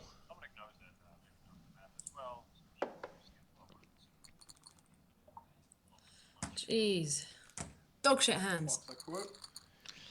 No shame in folding 9-3 off. I like what? This I like what? Dominik might put in all his ranges again, depending on how he thinks Liv reacts to it. This is a pretty clear shove for Liv, I think. Maybe I should have walked that. I was like truly terrible. Hey, I mean, it's not a bad limp per se. It's like the thing with limping these hands is maybe slight mistake, right? I can limp that, I can jam that. I think jamming, is like fine play. There's antes, make it a slightly bigger, better jam. Liv down to about just under 12 big that's blinds. Good play. She's gonna guess jump into action with this one. Limp, I can entertain the idea of a jam. Against a jam, I'll entertain the idea of a fold. Does that sound good? I tend to agree with that idea. Yeah.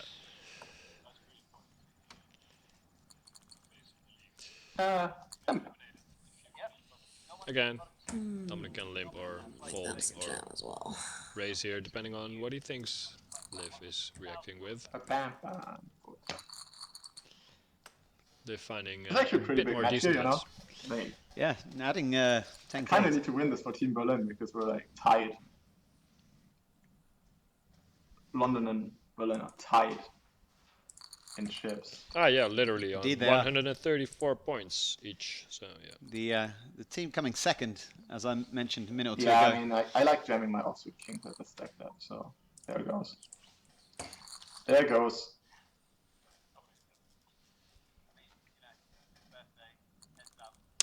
Dominik kind Ace of jack. bulldozering over this match. Aww, live. He's also clearly getting the better hands now. You don't want no walk with that. There you go.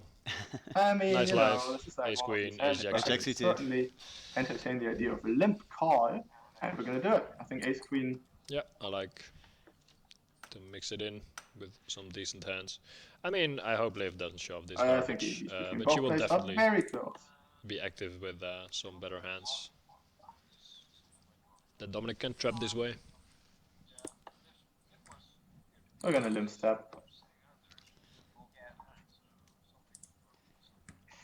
Yeah, it's also kind of a value protection-ish bet with ace queen. I like how the GPL software is on my side, God, making Liv hold good hand getting sets no up. cards. Dominik feels very happy with how mean, things are running so far. Nice. Yeah, see if Ace you're eight just still makes happy the after jam, this hand, Dominik. She calls. Chance for Liv Oh, to no. double here. Few Not chop not a bad flop for opportunities. Dominik. 8-8. Good. No commercials, please, Okay. on live King television. reduced for the chop. I mean, you know, I would take a chop pop. Low. There it is. Liv doubles. Ship it Alright. to London. 60k, 20 Boom. bigs. Gets the double. Nice. Game on. Game on. And we can start limping again. Or being what I live for. re-stealed. I live for those Is moments. it being re-stealed or being re-stolen? We stealth. No. Very, yeah, depending on how sneaky they do it. Like, yeah. Depends on the tense, I guess. Another limp pot and a flush draw for Liv. Probably she will be able to take it down somewhere in the hand. I mean, I don't think she just limps very many fours. Sure, Dominik. Why not? Runner, equity. Throw one in there. Well, Liv's not falling, I can tell you. She got? Oh, she got. Oh, Dominik. 27. Does turn it here. Seems like a decent hand to And I think a bet I of don't know. 10,000 is my preferred option here. value bet I have or a plan of most likely checking most rivers. checking sometimes here seems fine as well. He wants value against a 6, protection against overguards, value against draws. Yeah. It's a tricky turn. Bingo. That's a tricky river as well. Dominik's luck seems to have faded a bit here. He probably thinks Liv jammed some flush draws, so I'm not sure how much Check flush this. draws he puts in her range. It's a nasty board for Dominik to call off here. Probably not very happy to do so. I think if she has a 6, she's not going to turn into a bluff. No. Okay, Liv, you win. Nice pot for Liv there, and she gets back in the driver's seat. She has the chip lead. Let's see if she can hammer back Dominik all the way back to Berlin. Bears. 6s. Kind of a trap with from Dominik defending his limp range as well. This is, of course, England-Germany, which is one of the finest sporting rivalries. Yeah.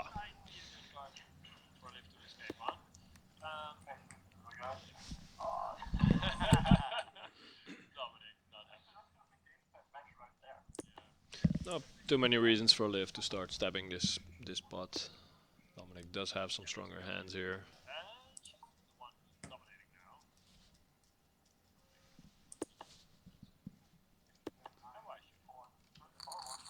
I checked on 6s.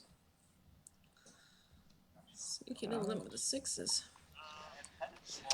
Couple of reasonable hands here. Interesting. They're a bit deeper now, so... But Liv knows that Dominik is not afraid of making big rejams if she gets like an open raise percentage that's too high. Dominik stays with the 4x and Liv actually has a hand that can call that. This one flops too good not to flat, I think. She could limp shove against Dominik's 4x if she thinks he's going out of line with like pairs and ace-x hands. Third part sounds good. She's not folding, Dominik. Boom! Ship it to London! 2 World Wars and 1 World Cup.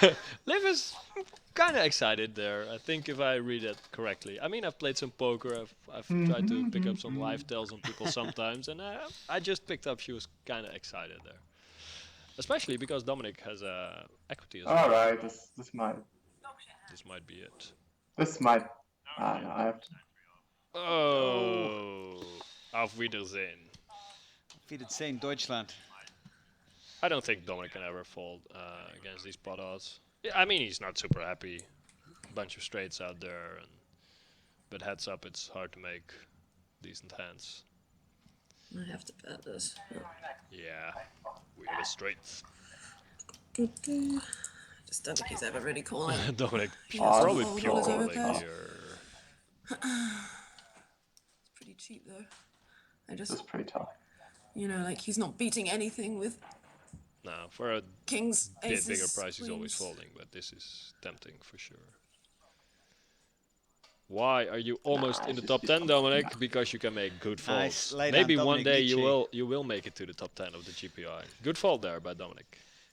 It was career best number 4 on the GPI. There you So go. One day it will make the stage. Top 3. What's the jam? 10-5, no good. Epic comeback time for Dominik. Liv doing very good business here. That's a good enough hand to call it. No, huh? Nah, 9-3, no good. That's an Yep, easy that's jam. it. You have to flip for it, Dominik, to Oh, get baby. back. Oh, Play every day. There we go. There's There's a 5. We're gonna- Saw the king saw first. this The king, king yeah. in the window. That's fine. Dominik's going to be doubling up here. The battle continues. The battle Yep. continues indeed. Fun match so far. London, Germany. Yeah, sure. Ooh. Throw another There we king go, in there. just for good measure. Dominik back up to Dominik a bit less 16 excited big than blinds. Liv when she won the last pot. Dominik keeps his calm, keeps analyzing the situation. He analyzes probably that 15 big blinds with a7 is a playable hand. Against the limp, we're gonna be jamming our ace-7 offsuit. We're jamming. we're jamming. That's Hope a you poker. like jamming Lots of too. jamming. I like jamming too. Yeah, thanks. I will jam again tomorrow myself. The online tables. This makes limp, like almost always, with my 16, 17 big blinds over there.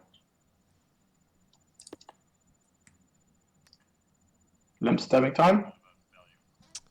Will probably work. Limp multiple barrel time, I must actually say. Yes, So here limp. goes. Limp barrel it off against Jack Deuce time.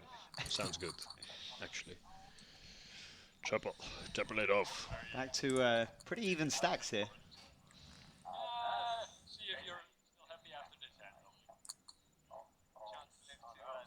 Facing a limp here. Do I ever want to raise this? I mean, it wouldn't be a bad play per se. Like, should I do it? Yeah, we should do it. Your hand flops relatively. 3.5 times okay, the big I blind. think I wouldn't mind a check here, but hey, Dominik probably knows better than I do.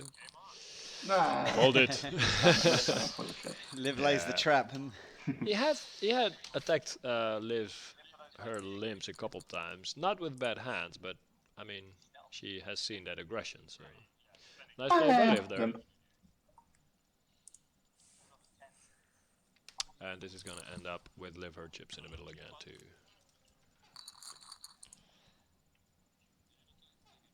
You don't get a pair that often. no.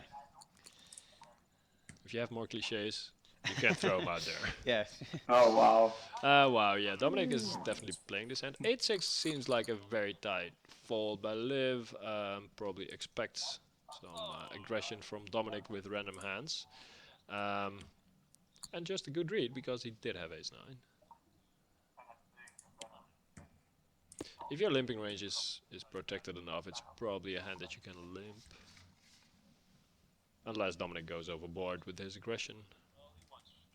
Which he might.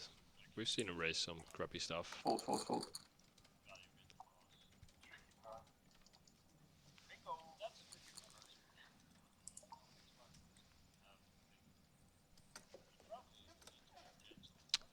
Jack 6 again.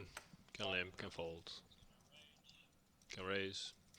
They seem to have landed solidly in their limping strategies, which makes a lot of sense. So raising now, you can do like exploited flea all of a sudden, like Dominik did earlier with like a really crappy hand. And Jack 6 is probably not crappy enough to not want to see a flop. It's a good one for Liv.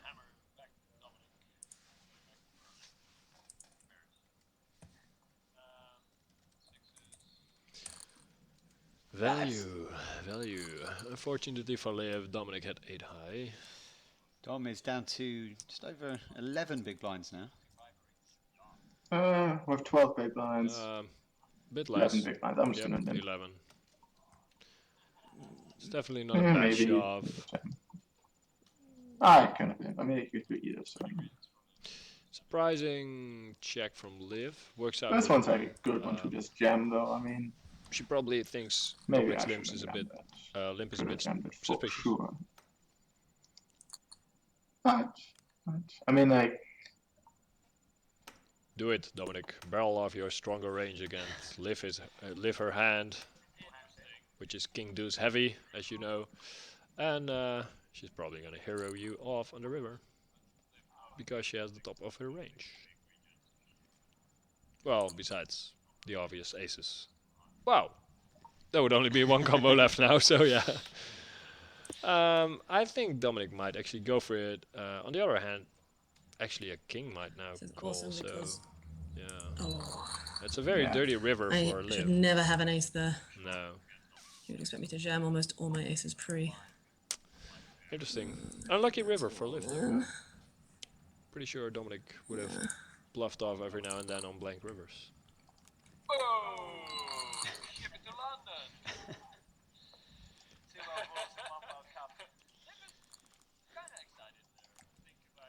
London! We need a miracle. All I need is a miracle. All I need is you. Who would that be? No one knows. This is five bigs. Who sang? Yeah, I don't know. Yeah. We wearing him down. Yeah. Boom. Liv hammering Dominik. Come on, Dominik. You can do it. Jam it in. Jam it all day. Queen 6 suit. No shame in folding, Liv. This is a crappy hand. Use your post-flop skills. Grind down this bearded German. No reason to get fancy. Drive him back. Jam and 5 like big blinds and a dream. close-ish fold for Dominik. Would probably call off 8-9 for sure. 10-9.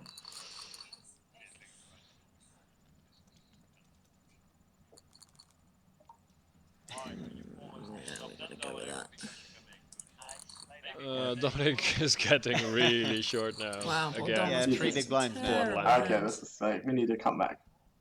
Yeah, we need. This is wow. wow. I mean, he's got to. Chop it up. I mean. All right, we're all in. Can we make a side bet on a flush here? Like. Oh. Spade Don't would be do fun. it. I kind of want the match to go on. It's a fun match so far. So a double up for Dominik wouldn't be bad for You're not hungry, Stephen. Deuce of spades. I am actually there it hungry. is. Chop it up. Last 2 4s in the deck. Yeah, I'm looking forward to my my salad with halloumi, which is That sounds great. which is a Maltese thing probably. Halloumi's might Greek. be Arab. Yeah, I mean, this is like Okay, well it's definitely Maltese Maltese too. Advantage, like hard. Turkish? Greek. All right, let's just win this. Dominik 9 high, finally. Flops a gut shot. I have a feeling he's gonna get there. Can we get? 9-5-7. 5 on the river. Good. Hold. 80%. Boom! Good Ship it to game, London. good game. Ship it to London. Good job for Liv. Good game, both guys. Beating Nice. back the Germans.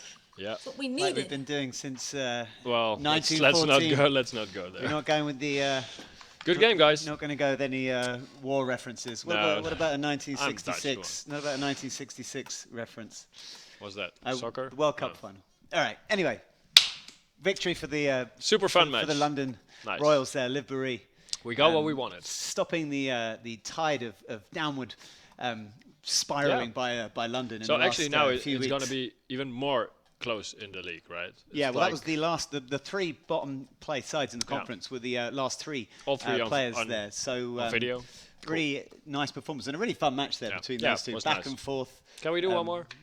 I mean, we could. I could go over to our production teams if they want to roll out one more game. That was the last six-max match in the Eurasian Conference for season 1 of the GPL. It's been fun. Liv Boeree, one of the finest performers. 8 matches in the 6 matches. She won a 4 lot wins. already. Wow. 4 wins in 8 matches. Impressive. No players knocked out more players. Only Fedor Holtz Fedor Holtz was holding that accolade prior to tonight, but 4 eliminations there for Liv, so she's absolutely dominating at the top of that eliminations table, the Grim Reaper of the GPL. So yeah, nice performance there. Dominik will have to settle for the 5 points. Berlin Bears stay in the bottom 2 positions in the Eurasian six-max. Super close. Very close, and lots of excitement. So lots next week we'll be back. Heads-up matches coming up there. Later on, we have the Americas 6 matches, 2 of them, and going to go over to Laura Cornelius now, who I believe is with our winning player. That's London team manager Liv Boeree. Let's see what she has to Liv say. Boeree, over to you, Laura. Thanks, Roland and Steve. Congratulations to the London Royals there, picking up the 7 points available to them in that second 6-max match after a bit of a disappointing first one there with Vanessa Selbst scoring 0 points. Hopefully we have Liv on the line to have a little chat with her. There she is. Congratulations, Liv. You were nearly out going into heads up then, and you said, I'm going to grind him down, and that's what you did. Yeah, we really, really, really need the points. So, yeah, I'm pretty chuffed. And yeah, it was a nice outcome. It's a fun match. It seems you've been struggling a bit the last couple of weeks. What are you thinking to it all? Because it seems the manager's got to step in to get the points. It seems like it, doesn't it? I don't want to say that, but yeah, I mean, it's just one of those things. I've watched the matches the others have played. It seems like everyone, I mean, there's been a few missteps, but nothing too major. And like that's got to be expected. It's it's a game of incomplete information after all. So yeah, it's just one of those things. But yeah, I'm gonna try and play as much as possible. No, I mean, the 6 maxes are my thing more than heads up. And we've got some really, really strong heads-up players on our team, so I expect I'm going to just put them in still for the rest of the matches. But yeah, it's a happy day after all. Well, you have broken a record. You have managed to bust out 15 players in 8 matches. That's the most out of everyone. Fedor, do I win something for that? We can have a chat with production, maybe. Well, that is the last 6-max, so there isn't going to be any more now. So you're going to have to sort your heads-up game. Yeah, that's fine. No, I'm happy to play some heads-up too. I should really. So, we'll see. I've got to try and get a couple of others to play, but I think we're going to have Sam playing next week, and so on. But if there's some space for me to play heads-up, I will as well. Well, that is a huge relief for you because obviously we were tying with with Berlin Bears just going into this game, so you've overtaken them again, and you're back on top a little bit. Good, thank you. Talk us through the virtual reality you were doing last week as well. What was that all about? I'm obsessed with it. I'm far more interested in that reality than this real one. Igor bought the HTC Vive like a couple of months ago, and we've just been playing on it. And it's one of the most like obviously immersive, but just like sensory overload things I've done in a long time. So really what is it? What world are you in? Oh, and you name it. I've been in a boxing ring. I've been under the ocean with like sharks swimming around me. I have been a ninja shooting bow and arrow and like having to dodge stuff. I've been on an alien planet. I've been in space firing planets out of my hands. Oh my god. It's the possibilities are endless. Okay, I'm sold. I want one. Yeah, it's really, really good. Okay. I'm going to do some streaming on Twitch actually of playing VR as soon as I finish getting it all set up. So look out for that. All right, cool. Well, thanks again. Congrats. And hopefully we'll see the London Royals back on top soon. Cheers. Thanks, all Laura. Right, bye. Bye. Liv Boeree there, taking down 7 points for the London Royals, and hopefully they will go up now. That is how the match scores look So there is Liv, 7 points for the London Royals. Dominik Nitsche there with 5 points for the Berlin Bears. Max with 3 points for the Rome Emperors, who were bottom of the table, struggling. Bryan Huang there with 2 points for the Hong Kong Stars. ElkY with 1 point for the Aviators, and Andrey Pateychuk there with the donut. 0 points for the top of the conference, Moscow Wolverines. So we will see now how that affects the Eurasian Conference standings. You can see gaps are getting smaller. Rome Emperors 133 points, the Bears on 139. They're just 2 points behind the London Royals now. They were level pegging, of course, but that was a first and second place finish for the Royals and the Bears. Hong Kong Stars with 143, that's just 2 points above the London Royals. The Paris Aviators just 1 point above the Hong Kong Stars. And Moscow Wolverines still with a bit of a lead there, 9 points between first and second place. So you can see between second, third, fourth and fifth, there's just so little points separating them all. There is still everything to play for, and all of these teams are desperate to get into the playoff spot. Let's take a look at the next match that's coming up from the Americas Conference this evening. This is what it looks like. We thought it was going to be BK Brinkeny, but it is going to be Jason Mercier now for the New York Rounder, stepping in last minute. Chance Corneth will be there for the LA Sunset. Anton Wigg back for the San Francisco Rush. Chris Moneymaker has the pressure on him. He is the manager. He thought he would take the pressure tonight. Can we see him score the maximum 14 points, which is what they desperately need? Mike McDonald is there for the Montreal Nationals. And finally, Darren Elias will be playing for the Sao Paulo Met. Is kicking off at 3:30 p.m. Eastern Time, 12:30 p.m. Pacific Time, or 9:30 p.m. Central European Time. That's in around 30 minutes time, I believe. So do stay with us here at the Global Poker League, because those Americas Conference games are coming up for you very soon. It's our last 6 max matches of the season, so we hope it's going to be a good one. Join us back here on the Global Poker League very soon.